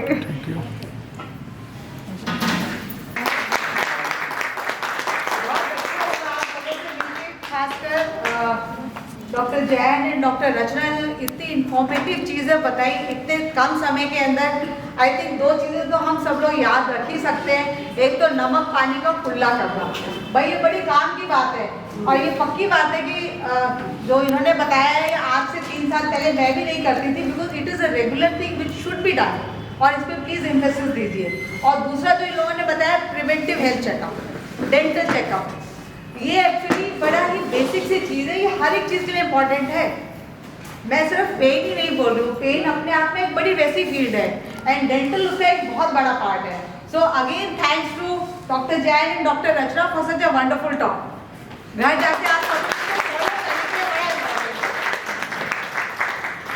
तो आज जो आप लोगों ने सबने सोचा कि हम पेन के बारे में यहाँ आएंगे, क्या करेंगे, तो क्या बताएंगे, क्या सोचा था आप लोगों ने? What the talk will be about? क्या सोच के आए थे? कोई दवाइयाँ होंगी या कुछ और होगा? कितने लोग यहाँ से कितने लोग हैं जिनके घर की बुजुर्ग लोग हैं से above the age of 60 years? Let me see. It will be an interactive session, okay? So please आप सब लोग बीच में बात करते रहेंगे तो अच्छा लगेगा, मुझे भी आपको भी अच्छा लगेगा। सोएंगे नहीं क्योंकि खाना वाना खा के आए होंगे ना। आई होप सबको आवाज़ सुनाई दे रही है ना? Okay, so I clear, you clear. So senior citizen तो मैडम हम खुद ही है। सीनियर सिटीजन तो हम खुद ही। अब मुझे ये बताइए 60 साल से ऊपर कौन लोग हैं? आप भी सोचोगे मैंने भी सवाल क्यों पूछ रही है। अच्छा, अब जो 60 साल से ऊपर है उनके घर और बड़ी सीनियर जनरेशन कौन है? कितने लोगों के घर 60 साल के ऊपर भी उनके पेरेंट्स हैं? आपके कितने हैं? 92 90 आपकी 55 सो दैट मीन्स कितने? 85 सो जस्ट इमेजिन, पहले आज से 30 साल पहले सीनियर सिटीजन किसको कहते थे? 60 साल के लोगों को। तो अब क्या हो गया है कि अब सीनियर सिटीजन की डेफिनेशन ही चेंज हो गई है। सो हम कुछ ऐसी ही बातें करेंगे कि आज के सिनेरियो में पेन इतना इम्पोर्टेंट क्यों हो गया है। पेन सिर्फ एक पेन ही नहीं है कि यहाँ चोट लगी, दांत में चोट लगी, हड्डी टूट गई, तो उसका पेन बहुत सारी चीज़ों से आता है। सो एक आपको छोटी सी प्रेजेंटेशन दिखाऊंगी, उसके बीच बीच में हम बात भी करेंगे ताकि आप लोगों के साथ इंटरैक्टिव सेशन चलता रहे। So what is pain? Pain वो होता है जो किसी को हर्ट करता है, दैट इज अ पेन। आपको हो सकता है आपका बच्चा एग्जाम में आपका बच्चा कहीं जा रहा है, टाइम से वापस नहीं आया, दिस विल पेन नहीं करेगा क्या? एक 70 साल का बुजुर्ग है जिसका कि कोई पार्टनर चला गया, क्या वो पेन नहीं है? सो पेन की डेफिनेशन होती है कि जो भी आपको चीज दर्द करती है वो pain. Okay, so pain is a subjective feeling. आपके लिए पेन कुछ और हो सकता है, आपके लिए कुछ पेन और हो सकता है। उस छोटे बच्चे की मम्मी चलेगी, दोपहर में खाना नहीं मिलेगा, तो वो भी पेन है भाई, उसको नहीं इग्नोर कर सकते। So pain is basically a subjective sensation.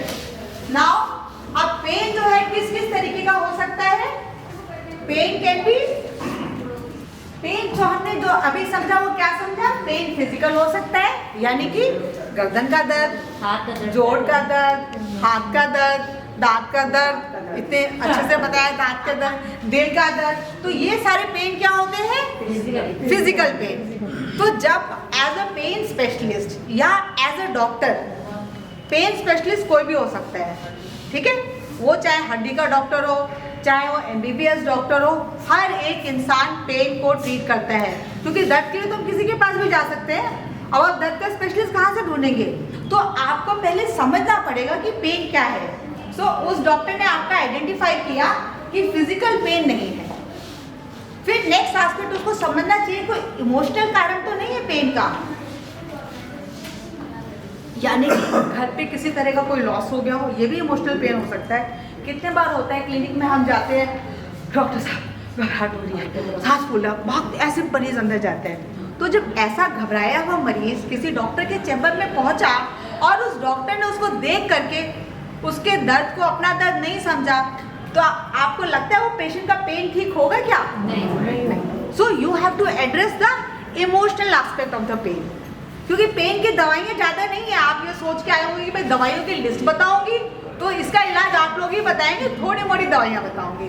So you have to address the emotional aspect of the pain. Okay, then social pain क्या होता है? सोशल पेन ये होता है, 75 साल के कपल थे जिनका की जो अर्निंग मेंबर था घर का, उसकी डेथ हो गई। Now you tell me what that elderly couple will think? उसकी दवाई का खर्चा, उसका बिजली का बिल, उसका पानी का बिल, तो ये सोशल नहीं है क्या?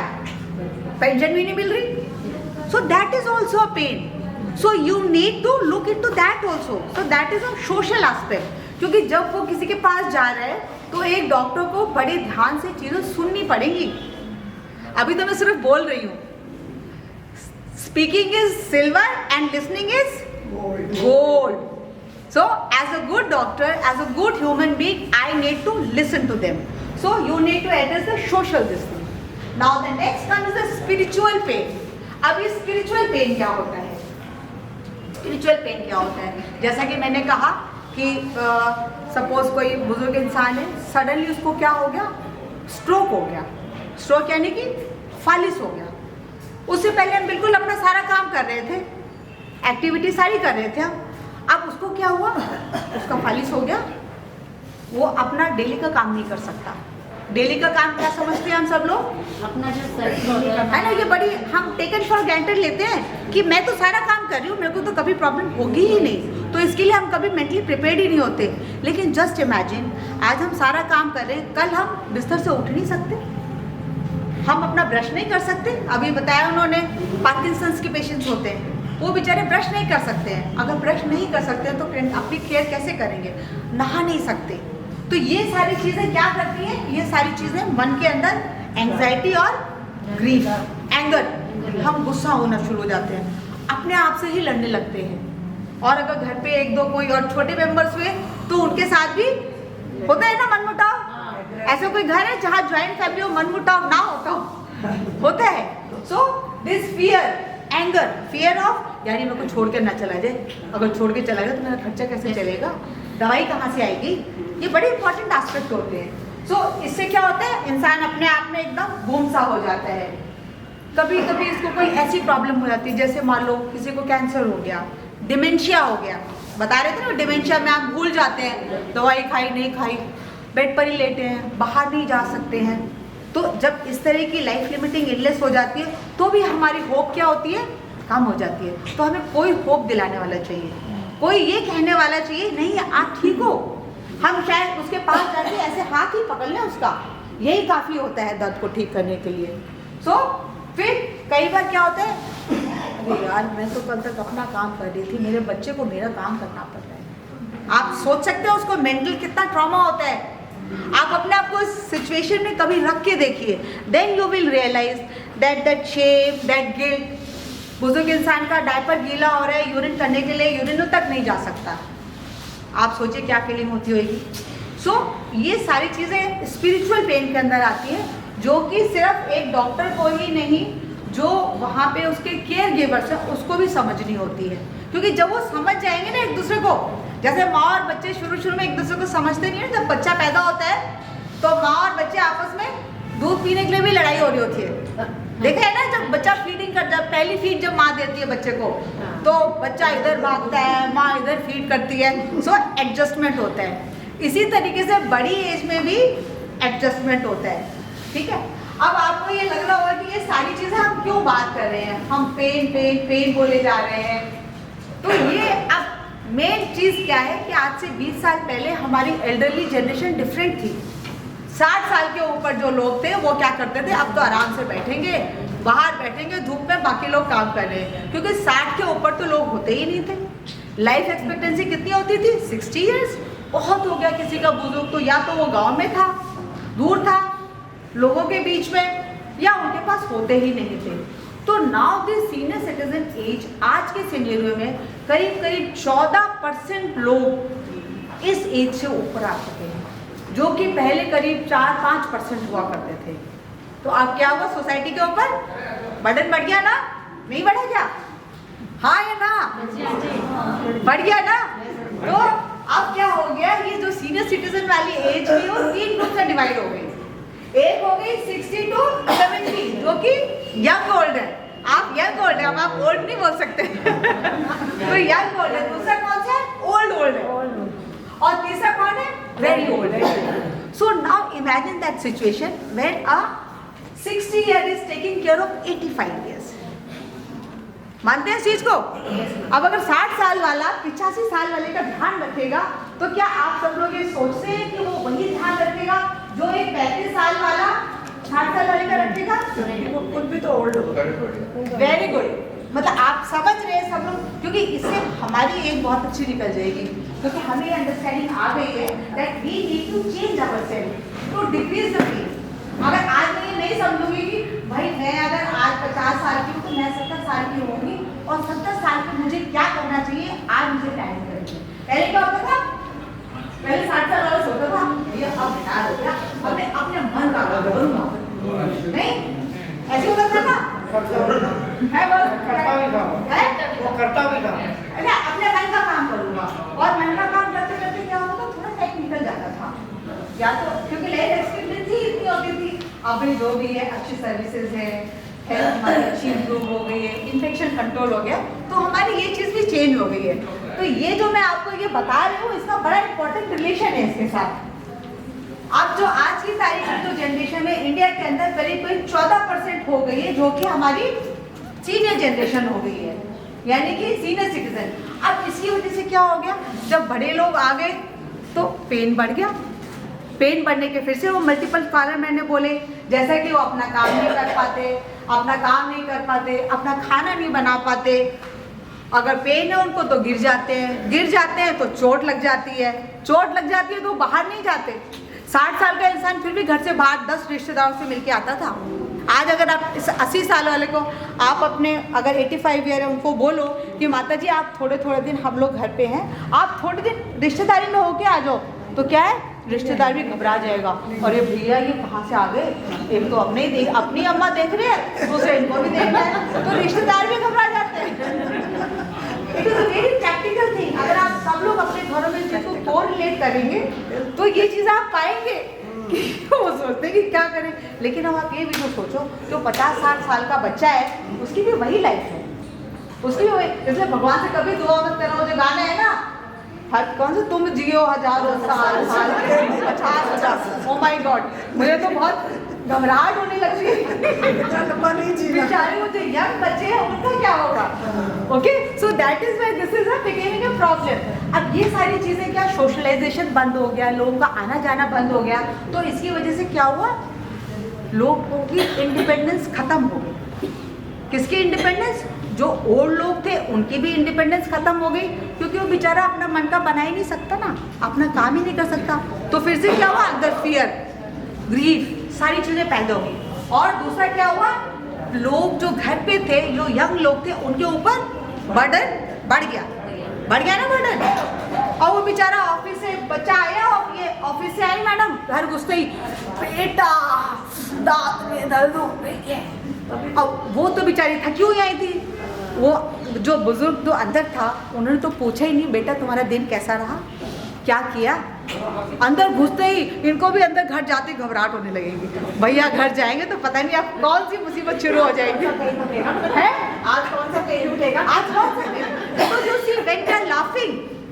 It release pain. लेकिन अगर घर घुसते ही हम ऐसे घुस रहे अंदर की यार ये तो पता नहीं, चलो यार थोड़ी देर बाहर ही घूम के आते हैं, अंदर जाएंगे तो वही होएगा, आज ये नहीं है वो नहीं है।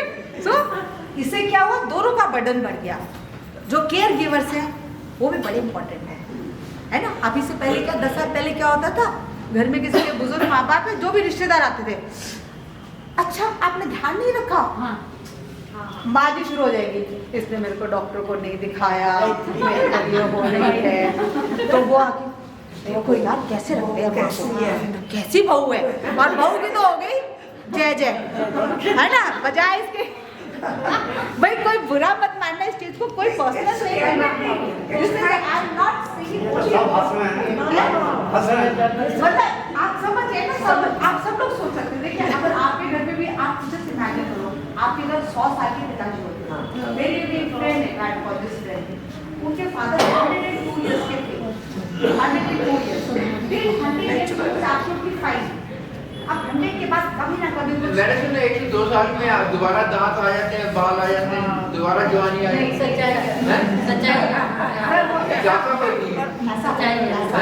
बिल्कुल हो सकता है, लेकिन आप ये सोचिए जनरली क्या होता है, जो नीचे वैसे वो डेंटल वाले डॉक्टर आपको ज्यादा अच्छा आंसर देंगे, जब हमारे मसूड़े गिर जाते हैं तो नीचे की हड्डी ऊपर नजर आने लगती है, तो प्रोबेबली ये कारण रहता हो, लेकिन कई बार नेक्स्ट डेंटिशन आ सकता है। ये एग्जांपल मैंने सिर्फ इसलिए बताया कि just imagine now a 75 year taking care of 101 year, और 101 ईयर वाला क्या कहेगा, हे भगवान मुझे कब देगा, क्योंकि वो बर्डन बन रहा है, वो देख रहा है। वैसे ज्यादातर 90-95 के बीच में डेथ हो जाती है, बहुत कम जाते हैं 100 साल से ऊपर। नहीं, ये बहुत बड़ा मिसकंसेप्शन है, ये बहुत बड़ा मिसकंसेप्शन है।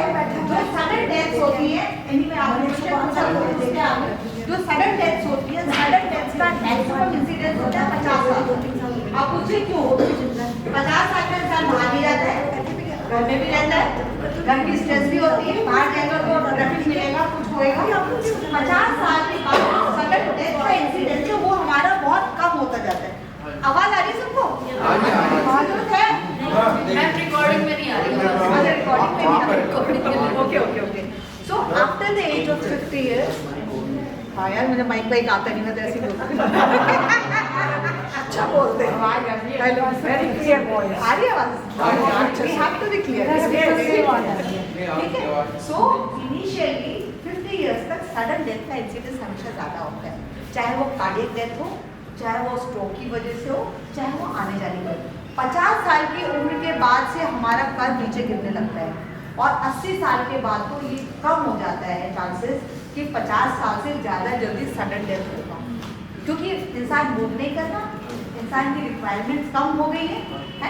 आप बैठे हो घर में, सिर्फ आपको खाना भी मिल रहा है, कपड़े भी धुले धुलाई मिल रहे हैं, अब डाइनिंग टेबल बैठो, बेटा जरा वो पानी देना, आप अपना काम भी नहीं करते, तो आप में एनर्जी कहाँ यूज होगी, नहीं होगी ना।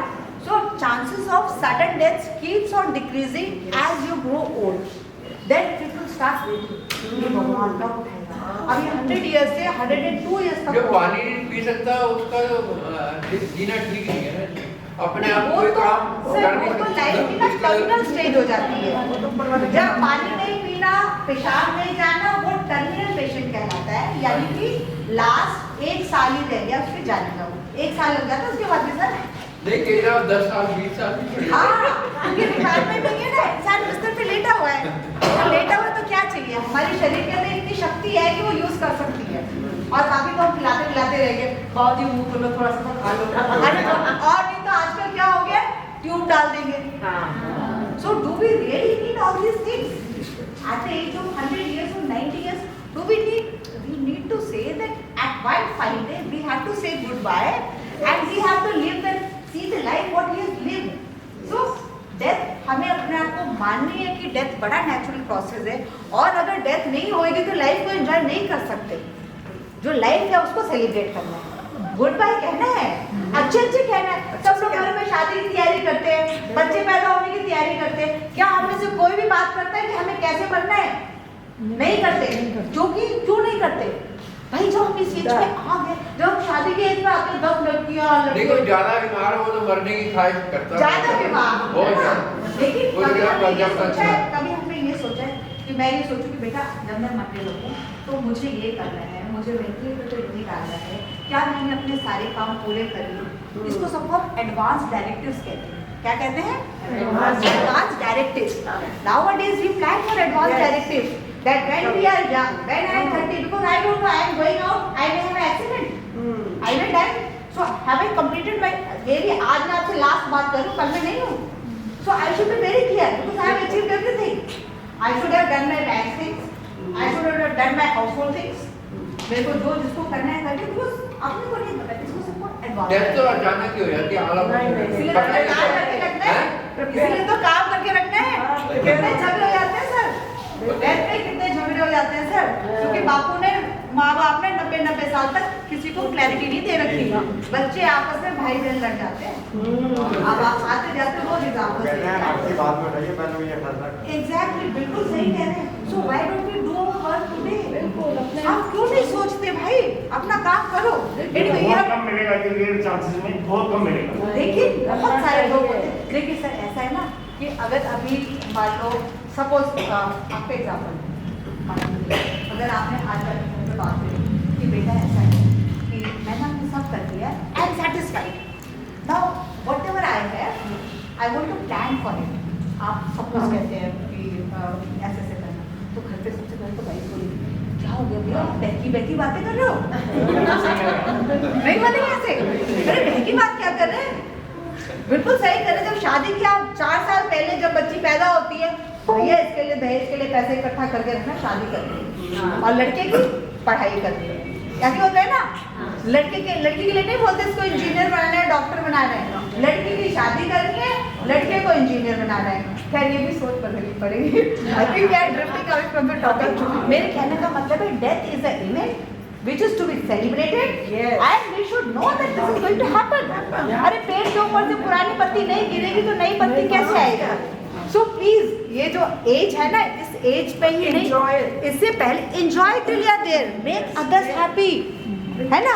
कल के आप जब लोगों को हैप्पीनेस बांट के जाओगे तो आपको पीछे भीड़ मिलेगी आपकी वो गाती हुई कि भाई वो इंसान कितना जिंदा दिल था, एंड तक भी उसने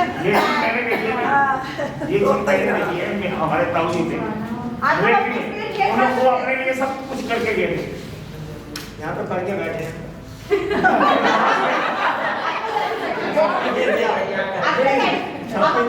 देने के बाद भी सामान भी है, मेरे बात करने के बाद क्या क्या कर रहे हैं आपने? हम तो आप देख रहे हैं कितने सारे लोग होते हैं, अपना तैयारी करके देने गए, ये चीज बता रहा हूँ। कितने सारे लोग होते हैं जो सपोज कहीं किसी का गांव है या कहीं किसी की पुरानी यादें हैं। कितने सारी लड़कियां होती हैं जो कि चाहती हैं लोग बड़ी हो जाती है कि भाई अपने घर जाना, वो जो अपने घर की याद होती है ना, वो कहने की बात होती है कि लड़की की शादी हो गई, ससुराल आ गई, लेकिन अगर उसका अपना घर होता है तो उसकी शादी नहीं मिलती। मैडम आजकल तो बेईमानी का युग है, जिसके पास ताकत होती है सारा कुछ हड़प जाता है। ऐसा भी होता है, ऐसा हो जाता है, कभी कभी हो जाता है। जैसा चश्मा लगाना चाहे वैसा हम देखने लगे। फिर आप सोचे जो आपने अपने बच्चों का सर, हमें तो देखना ही वो है जो हम देखना चाहते हैं। मैंने आपने मेरा थोड़ी ठेका ले रखा है, विचार अपना देखो कि हम क्या करना है, क्या करना चाहते हैं, आप दूसरों को नहीं, हम देख रहे हैं। मैंने ये किया, आपकी झोली में आपका, मेरी झोली में मेरा, अपना देखो कि हम क्या करना है। These all things they are very important for pain. So इससे हम उधर को चले गए शायद, but anyway pain is a very broad topic जो कि ये भी इंट्रोड्यूस करना मांगता है। ओके, सो हम किसी के ऊपर बर्डन ना बने। अब जैसा कि मैं आपको बताई थी कि जब एज बड़ी हो जाती है, जैसे कि 60 साल वाला 90 साल को, तो इसको कहते हैं केयर गिवर बर्न आउट। क्या कहते हैं? केयर, जो देखने वाले लोग होते हैं वही लोग परेशान हो जाते हैं, है ना। तो इसके अंदर क्या क्या होता है, आपस में लड़ाई झगड़े शुरू हो जाते हैं। वो बेचारा कहीं बाहर ही नहीं जा सकता, और माता जी को देखना ताला बंद करके कैसे जाओ। क्या हो रहा है आपके साथ बताइए जरा, लेट अस सी। इसलिए देखिए ये बड़ा अच्छा पैम्फलेट काटा गया है, इसके ऊपर सब लोग आंखें खोलिए। ये बहुत ये आज की तारीख में इसकी जरूरत है। क्या होता है बताइए जरा खड़े हुए।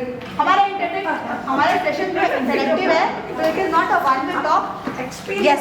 Yes it is very important. क्या नाम है जी आपका?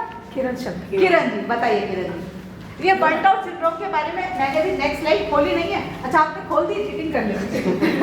बताइए क्या हो गया? बिल्कुल छोड़ के कहीं जा नहीं पाते बिल्कुल भी। उधर सबको बताइए। This is important. This is very important.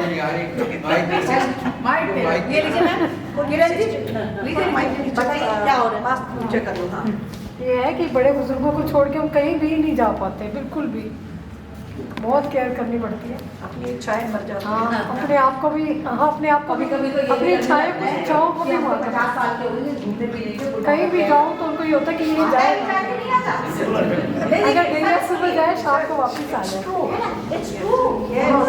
इनकी लाइफ तो जा रही है ना, 50 साल के बाद इनको घुटने में दर्द शुरू हो जाएगा, अपने बच्चों की शादी शुरू हो जाएगी। So this will lead to caregiver burnt out. घर में लड़ाई झगड़े शुरू हो इसका फल जरूर मिलेगा ही। सर फल आज उसने देखा, ज्यादा ना बोल, आज है,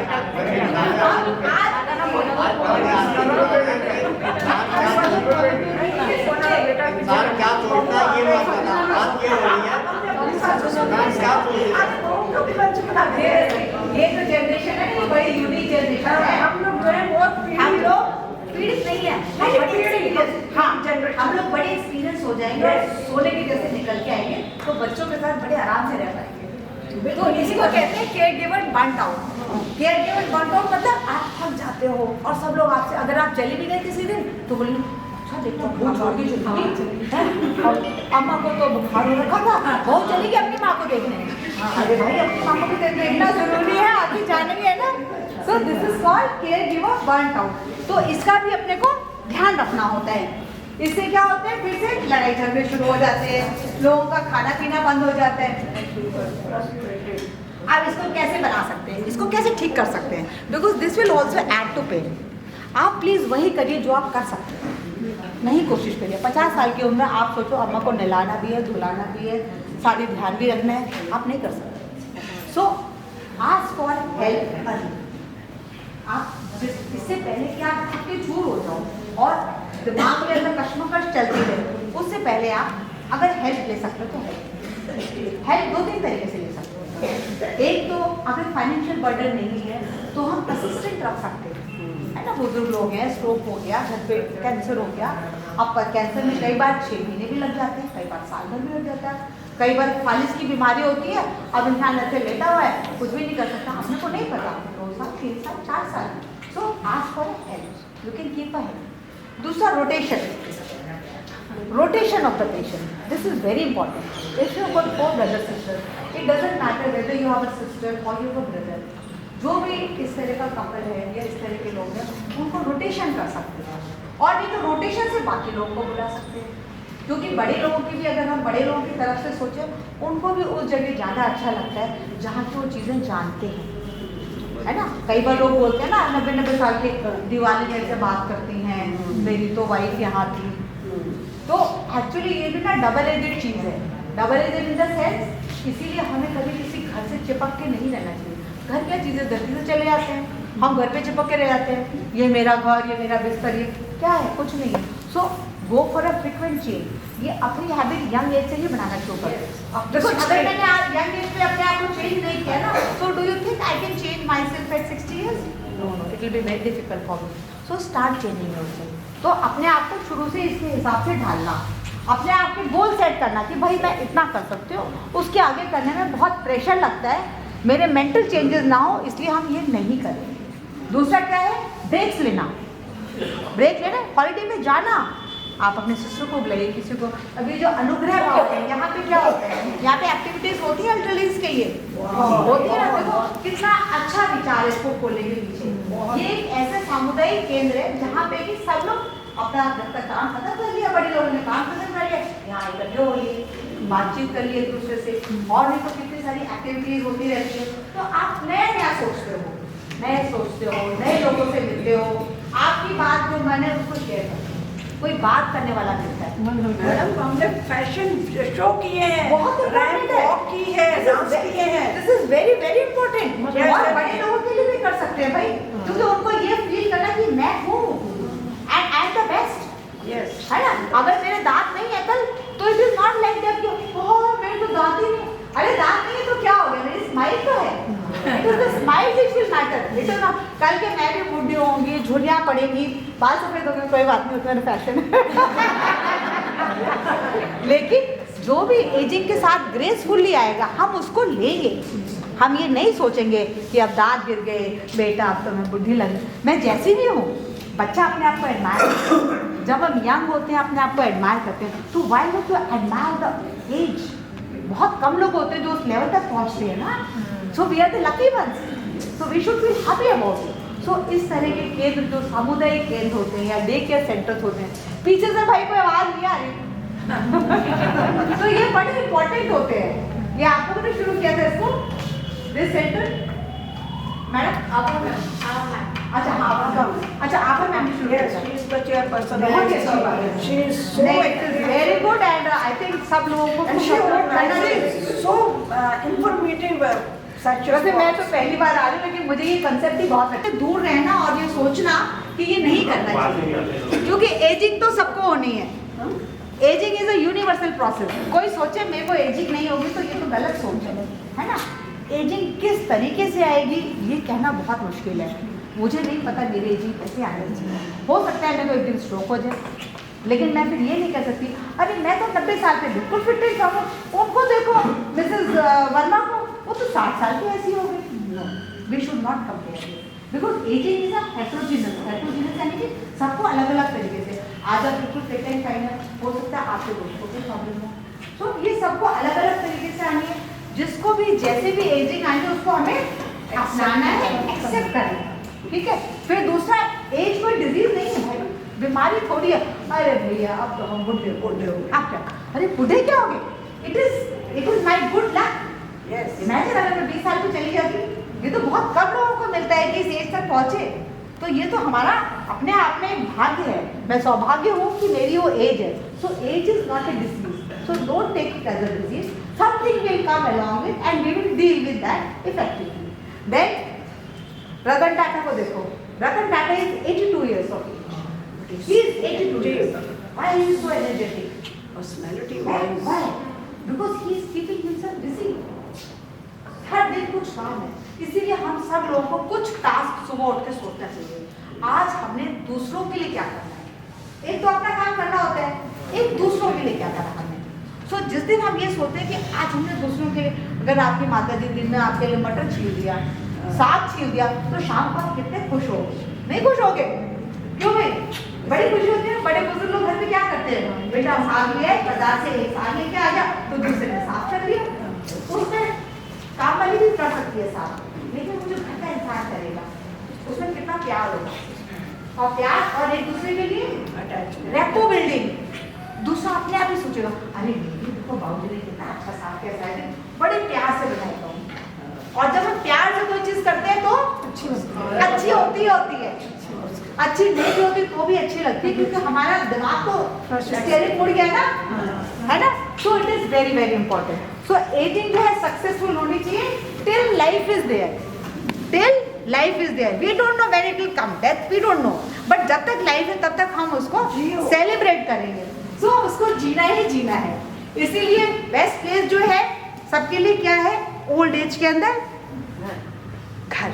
90 साल 100 साल के इंसान को प्लीज हॉस्पिटल मत लेकर, unless there is something which is required. ये जो उन्होंने जो पर्चा बांटा है ये बहुत अच्छा पर्चा है। आजकल ऐसी चीज कोई चीज नहीं है जो घर पे हम ट्रीट नहीं कर सकते, है ना। Why should a 90 year old 95 year old go to hospital?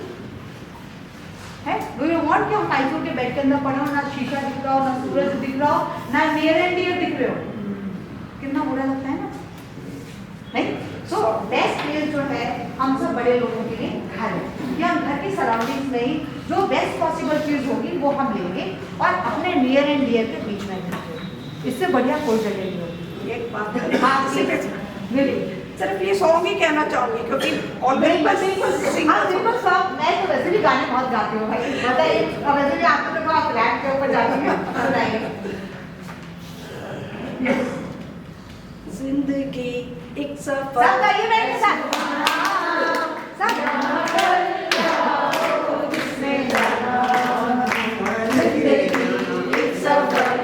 सुहाना यहाँ कल क्या हो किसने जाना, उड़ गई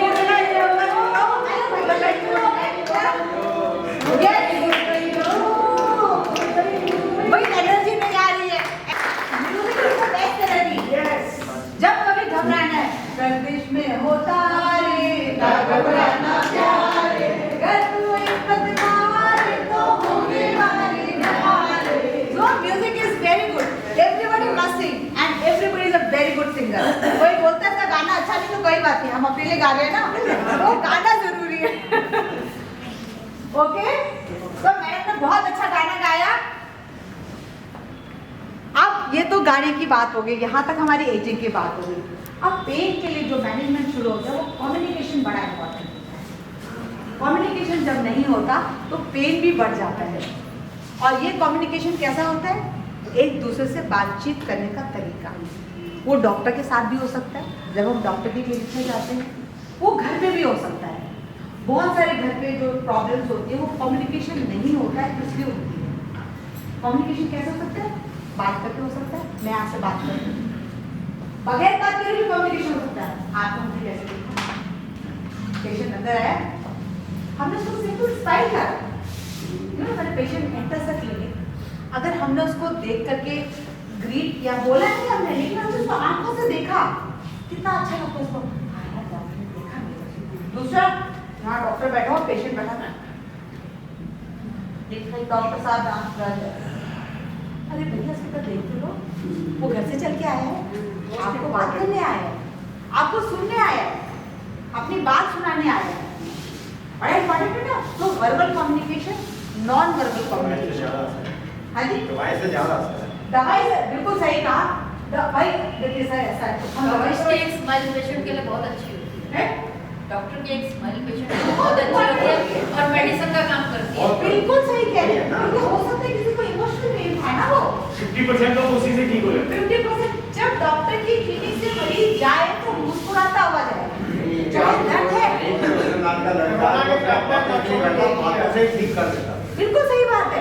ये सही कह रहे हैं। कोरोना के टाइम में नर्सेज ने ऐसे किया है, आधा से ज्यादा एंजॉय किया डांस और वो सब। बिल्कुल सही बात है। भला हो कोरोना का, कि कोरोना के काल के दौरान हम बहुत सारी नई चीजें सीख गए जो हमारी धूल मिट्टी खा रही थी।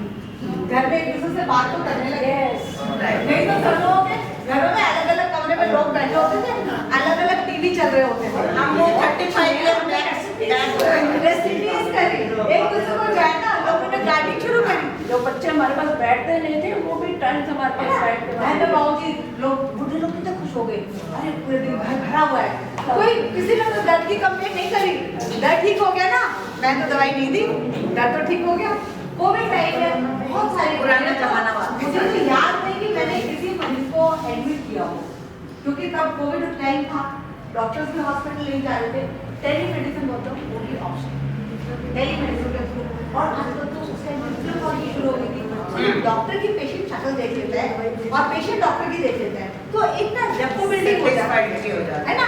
एक तो शक्ल से बहुत सारी, आप बैठे हुए आपकी शक्ल से मुझे बहुत अंदर होगा, आप बड़े सेटिस्फाइड लग रहे हैं, सांस ठीक है, तो बड़ी सारी चीजें पता चल जाती है और पेशेंट को भी लगता है कि डॉक्टर ने देखा तो सही, बात तो करी। तो कोविड टाइम में ये टेलीमेडिसिन बहुत अच्छी चीज शुरू हुई, जिसके कारण कम से कम एक दूसरे का कम्युनिकेशन स्किल इम्प्रूव कर गया। So communication is very important, जो कि वर्बल हो सकता है बोल के, नॉन वर्बल यानी कि आई टू आई कॉन्टैक्ट से हो सकता है, आपका बॉडी लैंग्वेज हो सकता है, एटीट्यूड। डॉक्टर उधर घुस गई, पेशेंट तो डर गया, डॉक्टर ने कहा फाइल देखा है ना, कई बार ऐसा होता है ना, बड़े बड़े डॉक्टर बड़े बड़े नाम, दवाई लिखनी शुरू कर देते 10, 11, 12, पेशेंट डॉक्टर का, अरे यार डॉक्टर साहब ने 10 तो दवाई दी थी, कहाँ तो खाना खाऊंगा, कहाँ दवाई। क्लिनिक पे लोग आते हैं, मैंने दी दवाइयाँ बहुत सारी लिखी, दवाइयाँ बिल्कुल कम कर दो, और बढ़ा देंगे, एक मल्टीवाइटामिन, मैडम तो ज्यादा पढ़े लिखे एमबीबीएस डॉक्टरी ज्यादा दवाइयाँ लिखते हैं, उनका दिमाग ठीक चलता है, और 12-13 दवाइयाँ लिखते हैं तो गलत टाइम से खाली तो पेड़ा ये फैक्टर, डॉक्टर दवाई जितनी मर्जी दे लेकिन 2 बातें प्यार से बता दे और उसकी सुन ले, तो हम भी यही कहते हैं डॉक्टर बहुत अच्छे। बिल्कुल सही बात है। So listening is gold and speaking is silver. ये हमेशा याद रखिए, घर पे भी याद रखिए, बड़ा आराम रहेगा। आप अपने नाना नानी दादा दादी की बात सुनते रहोगे ना, वो 10 आपको दुआएं देंगे। हमारे टाइम में 15 वाला वैद था, हाँ जी, वो दवाई देता था, कहता जो मर्जी खाओ, हाँ, टाइम से दवाई खा लेना, कोई बीमारी नहीं होगी। अग्रवाल हुई। बिल्कुल सही बात है। सो कम्युनिकेशन होना बड़ा जरूरी है। दूसरा, जब हमें दवाई की जरूरत हो तो दवाई खानी है। बहुत सारे लोग ऐसे होते हैं कि दवाई खाते भी इसलिए नहीं खाते, नहीं इससे आदत पड़ जाएगी, नहीं होगी। अगर हमारा एक्यूट पेन क्रॉनिक में कन्वर्ट हो जाएगा तो फिर हम ठीक नहीं होंगे। तो इसलिए ये टैबू रखना दिमाग में कि दवाई खाने से हमें आदत पड़ जाएगी या नहीं अब तो हमारा बुढ़ापा है, अब तो हम दर्द के साथ ही जाएंगे। अरे क्यों जाएंगे दर्द के साथ? जब जाएंगे तो हंसते हंसते जाएंगे, नहीं जाएंगे क्या? तो ये टैबू अपने दिमाग से निकाल देना कि इससे कोई एडिक्शन हो जाएगी। तो ये सारी चीज़ें अपने को बहुत ध्यान, छोटी छोटी सी चीज़ें हैं मगर बड़ी इंपॉर्टेंट है। फिर अभी कोविड टाइम में क्या हो गया कि कोविड टाइम में एक तो ये बहुत अच्छा टेली मेडिसिन हो गया। नहीं तो पहले क्या होता था, किसी पेशेंट को डॉक्टर तक ले जाना है, बच्चे ने छुट्टी लेनी पड़ेगी, टाइमिंग अपना वहाँ डिस्टर्ब करना पड़ेगा तब जाके। तो ट्रांसपोर्टेशन पहले बहुत मुश्किल होता था, जो कि हमारे टेली मेडिसिन से ट्रांसपोर्टेशन आसान हो गया। ट्रांसपोर्टेशन के साथ साथ क्या, हम लोग होम केयर असिस्टेंस भी लेने लगे, यानी कि ये एटलीस्ट कंसेप्ट तो आ गया। आज से 5-10 साल पहले लोग अपने घरों में देख रेख के लिए नहीं रखते थे क्योंकि टैबू होता था।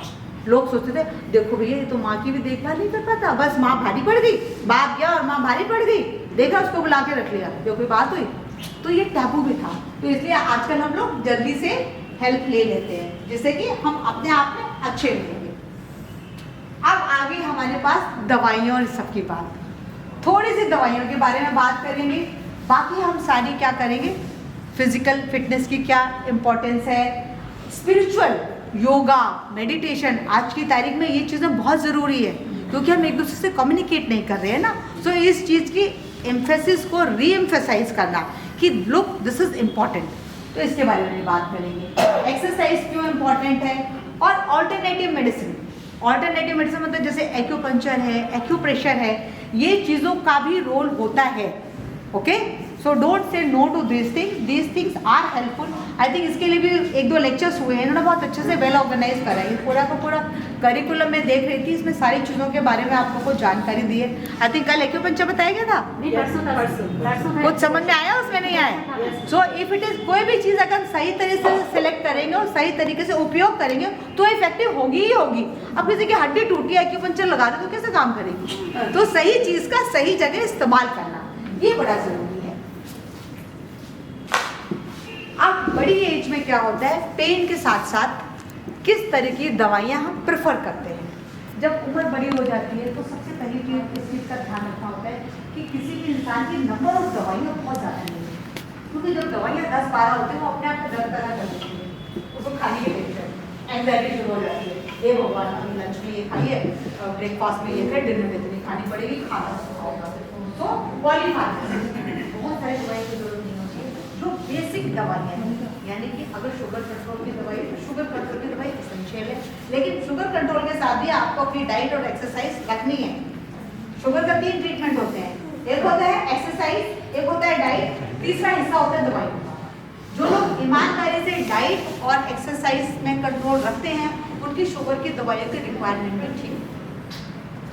फ्रीक्वेंट प्रिवेंटिव हेल्थ चेकअप्स, बहुत सारे लोग पेशेंट आते हैं, डॉक्टर साहब शुगर है, कंट्रोल नहीं होगी, मैं तो क्या कब गए लास्ट डॉक्टर के पास? वो 6 साल पहले गए थे, वही दवाई चल रही है, मतलब 6 साल पहले गए वही दवाई चल रही है, और पड़ोसी को भी वही दे रही, पड़ोसी को भी वही दे रही। बताओ आप सकते प्रिवेंटिव उसके लिए करते हैं, बड़े अभी जैसे बताया खुद ही डॉक्टर बन गए। तो भैया आप कितने साल पढ़ाई भी करते हैं, हम एक्सपीरियंस भी लेते हैं, फिर उसके बाद आपको कोई चीज़ बताते हैं। तो preventive health checkup, at least visiting your doctor once in a year is very very important. जैसे उन्होंने बताया डेंचर के लिए, अभी एक पेशेंट देखा था लास्ट हफ्ते मैंने, शी वाज जस्ट 60 years, 60 और 62 years, सर्जरी की आई थी, ऑपरेशन वगैरह हो रहा है, मैं तो ये क्या हो गया, तो पेशेंट का कैंसर हो गया। जब पेशेंट देखा, पेशेंट ना तो बैठो खाता ना कुछ ना, मैं तो ये कैसे हो गया, आपका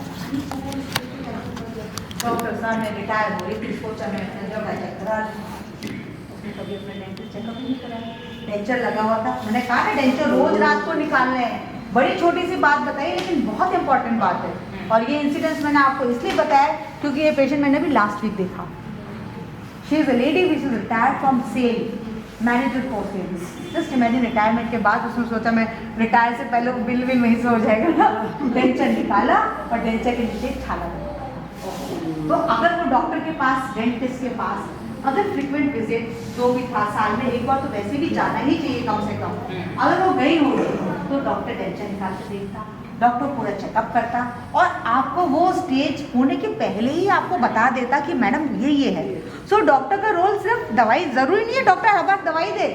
मैंने आपको चेक किया, मैंने आपको बताया you are in perfect state of health, you don't need any medicine. तो आप जब क्लिनिक से बाहर निकलोगे तो ये थोड़ी बोलोगे डॉक्टर ने फीस भी ले ली, दवाई भी नहीं लिखी। होता है ना ऐसे, बहुत सारे मरीज होते हैं, नहीं होते। आप लोग बेटा कुछ समझ में आ रही है? श्योर ऐसा होता है ना जब डॉक्टर की दवाई लिखता है, वायरल बुखार होते हैं ना, आपने तो क्रोसिन ही लिखती, क्रोसिन तो हम घर में भी खा कंसल्टेशन है ना, आपने डॉक्सिन नहीं लिखी, एजिथ्रोमाइसिन नहीं लिखी, मरीज को सारी दवाइयाँ पता है। So you don't need that, it is the expert consultation. बेटा आपको कुछ समझ में आ रहा है? ये बेचारी मेरी सबसे छोटी कैंडिडेट है, आपके घर में दादा-दादी है, आप उनसे बातें करते हो बेटा? बहुत इंपॉर्टेंट है। जो आपके दादाजी और दादी जी के पास आप जो बैठ के उनका जैसे हाथ पकड़ोगे ना तो उनका आधा दर्द ठीक हो जाएगी। आपको पता है आप सबसे अच्छी चलती फिरती दवाई हो, आपसे अच्छी कोई दवाई नहीं है। अरे आजा है ना, तो ये आप सब लोग पेन किलर हो, ये हमारे पेन किलर है घर के।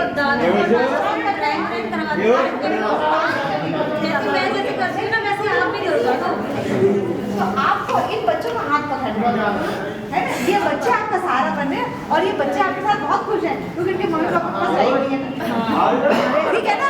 तो आप पुराने जमाने में होता था ना जब एक तो टीवी इडियट बॉक्स आ गया, मैं तो उसको इडियट बॉक्स बोलती हूँ, जिसको देखो सुबह से शाम तक न्यूज ये होगी, अरे आज मोदी ने ये कर दिया, आज मोदी ऐसे होता है ना। फोन पे लगे रहते हैं, फोन भाई फोन तो बिल्कुल पूछो मत। मैं ये नहीं कह रही कि फोन खराब चीज है, लेकिन फोन हमारे आपसी रिश्तों से ज्यादा जरूरी नहीं है। हस्बैंड वाइफ एक दूसरे से बात नहीं कर रहे होते क्योंकि फोन पे बिजी है। सुबह से वो वॉक करने जाओ, बाहर नेचर नहीं देखना, सूरज उग रहा है, हवा अच्छी आ रही है, उसको देखो। फोन की वजह से बच्चे भी दूर हो गए हैं पेरेंट्स से। बच्चे दूर, और ये पेरेंट्स ने दूर किया बच्चों को, बच्चे ने कभी नहीं कहा था, बच्चे ने कहा आप ऑफिस से आए, बच्चा दूध नहीं मिला, ये ले बेटा कार्टून देखता रहो,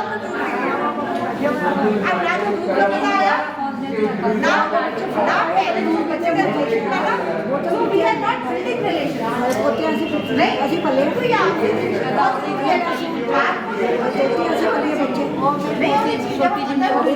बॉडी लैंग्वेज ऐसी होनी चाहिए, हाँ यार ये इंसान अच्छे से बात कर सकते हैं, नहीं होना चाहिए क्या? So everybody agrees for that? Yes ma'am. So ये सारे नॉन फॉर्मल। तो बड़ी उम्र के अंदर कम्युनिकेशन का बहुत इम्पोर्टेंट रोल होता है। अरे सुनो, प्रिवेंटिव हेल्थ चेकअप, अपने डॉक्टर के पास रेगुलर विजिट जाना, नंबर ऑफ दवाइयाँ कम से कम जितनी ज़रूरत है उसके पास जाइए। उसके बाद जो बड़ी उम्र होती है उसमें हम ऐसा कोई पेन नहीं होता जो कि हम दवाई ओरल रूट ज़रूरी नहीं है।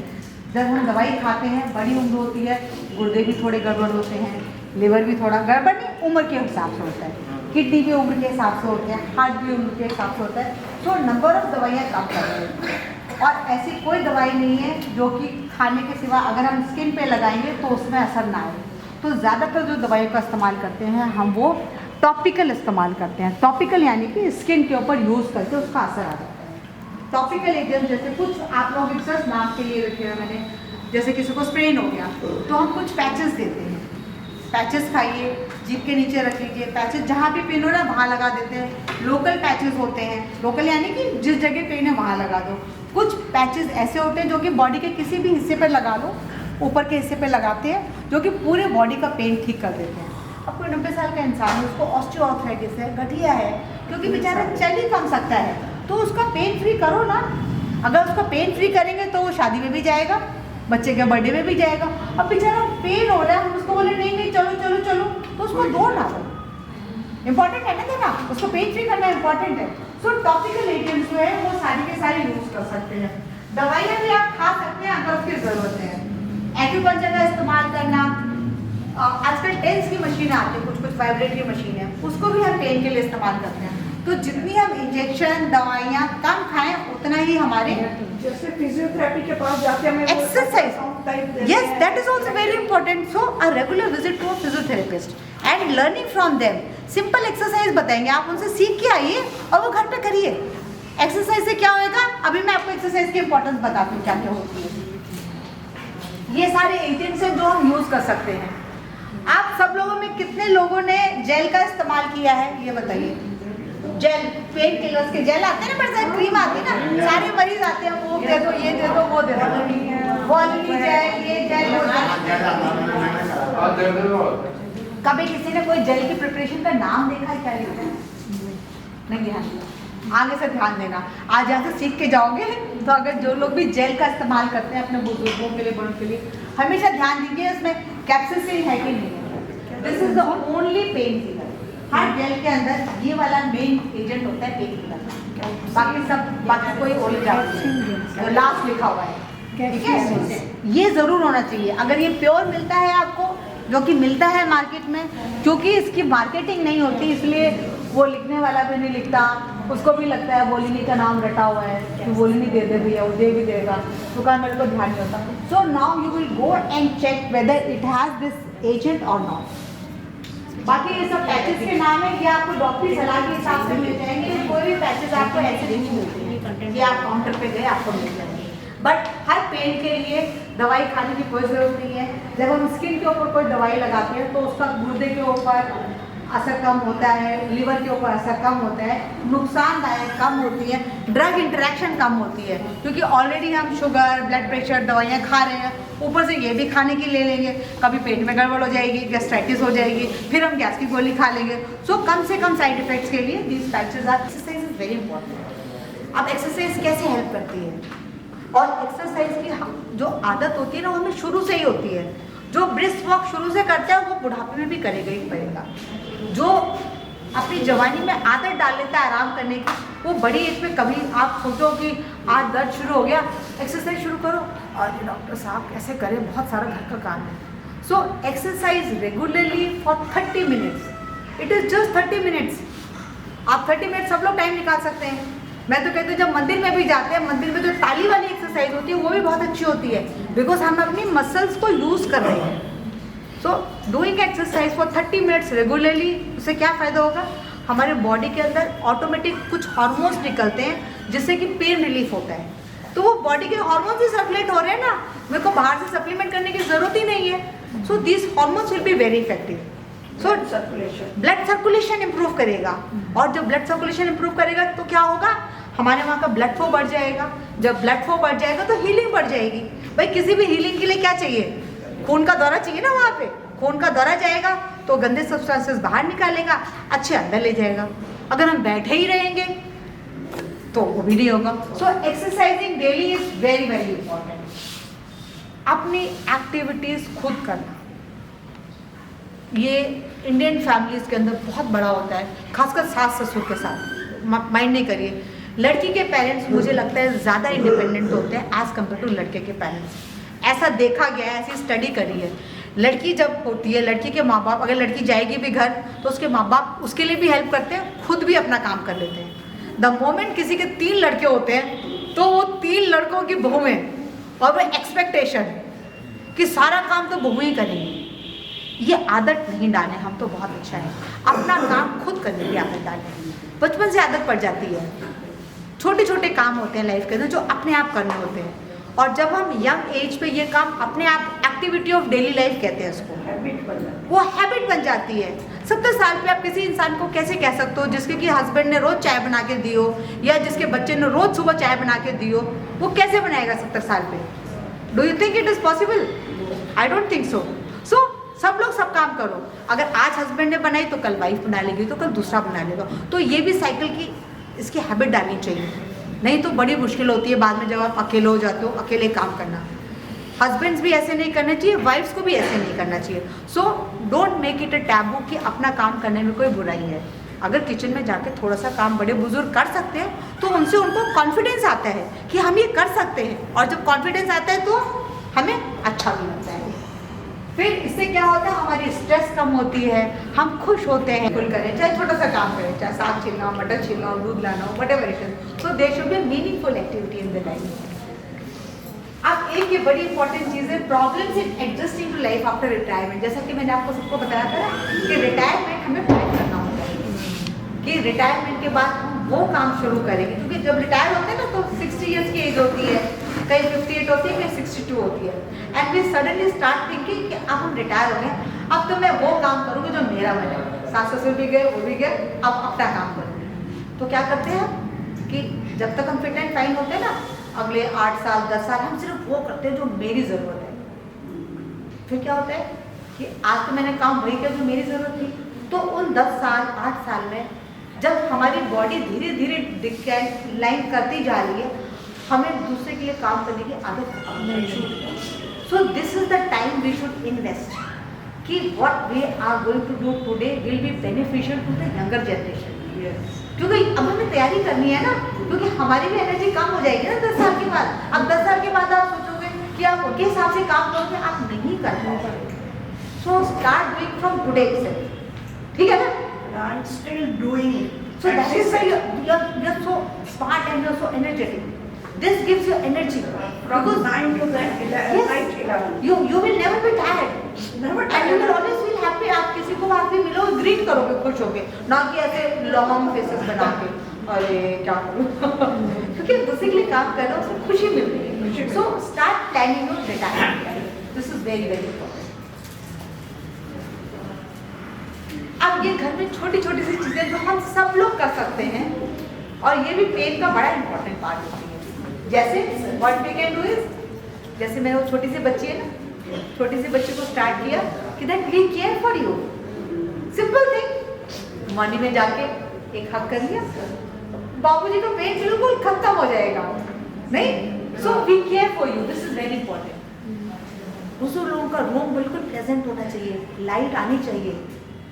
बहुत सारे लोगों को मैं होम विजिट करती हूँ, घर के अंदर घुसो तो ऐसा लगता है कि वापस मतलब you know it is very difficult to enter. So make the room bright, bright sunlight होनी चाहिए, प्रॉपर वेंटिलेशन होना चाहिए। This we all can do it will, I am telling you try this, pain आपका दवाई खत्म हो जाएगी, ठीक है? So this we can do.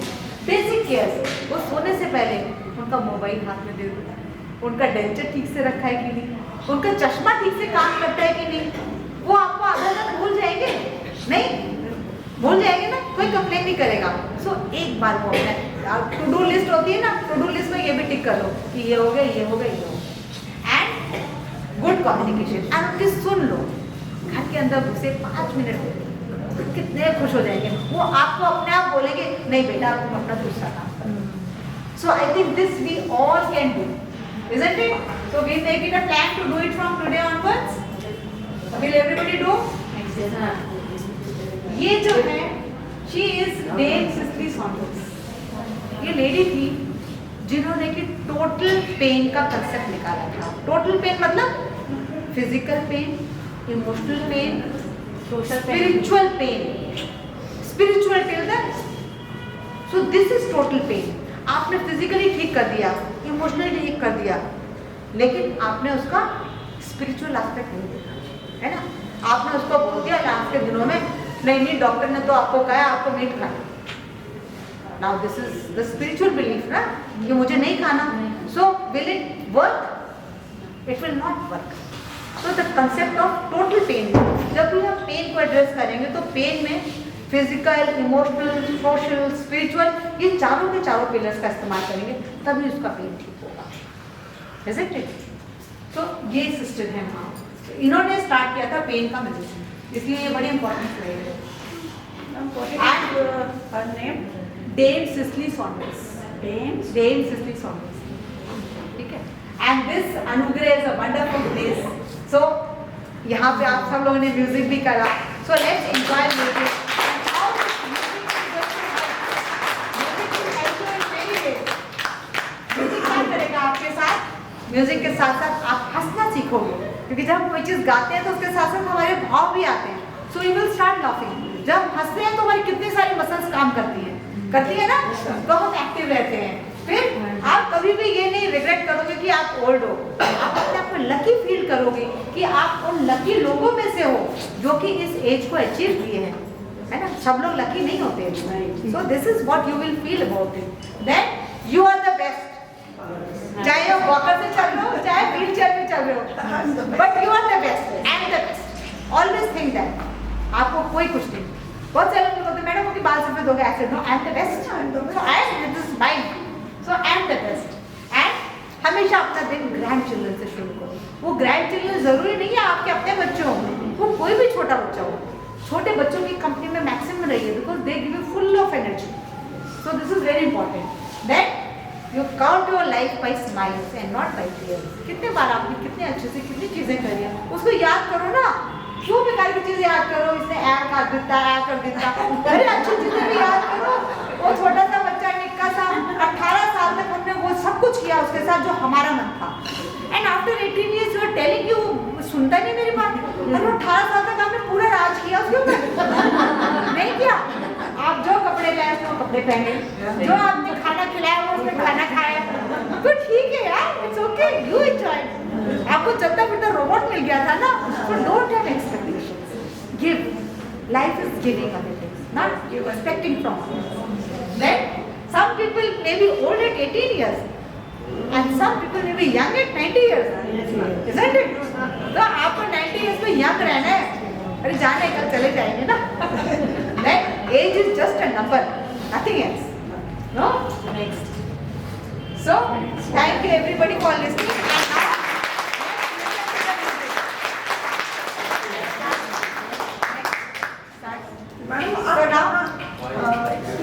And now we listen to the music.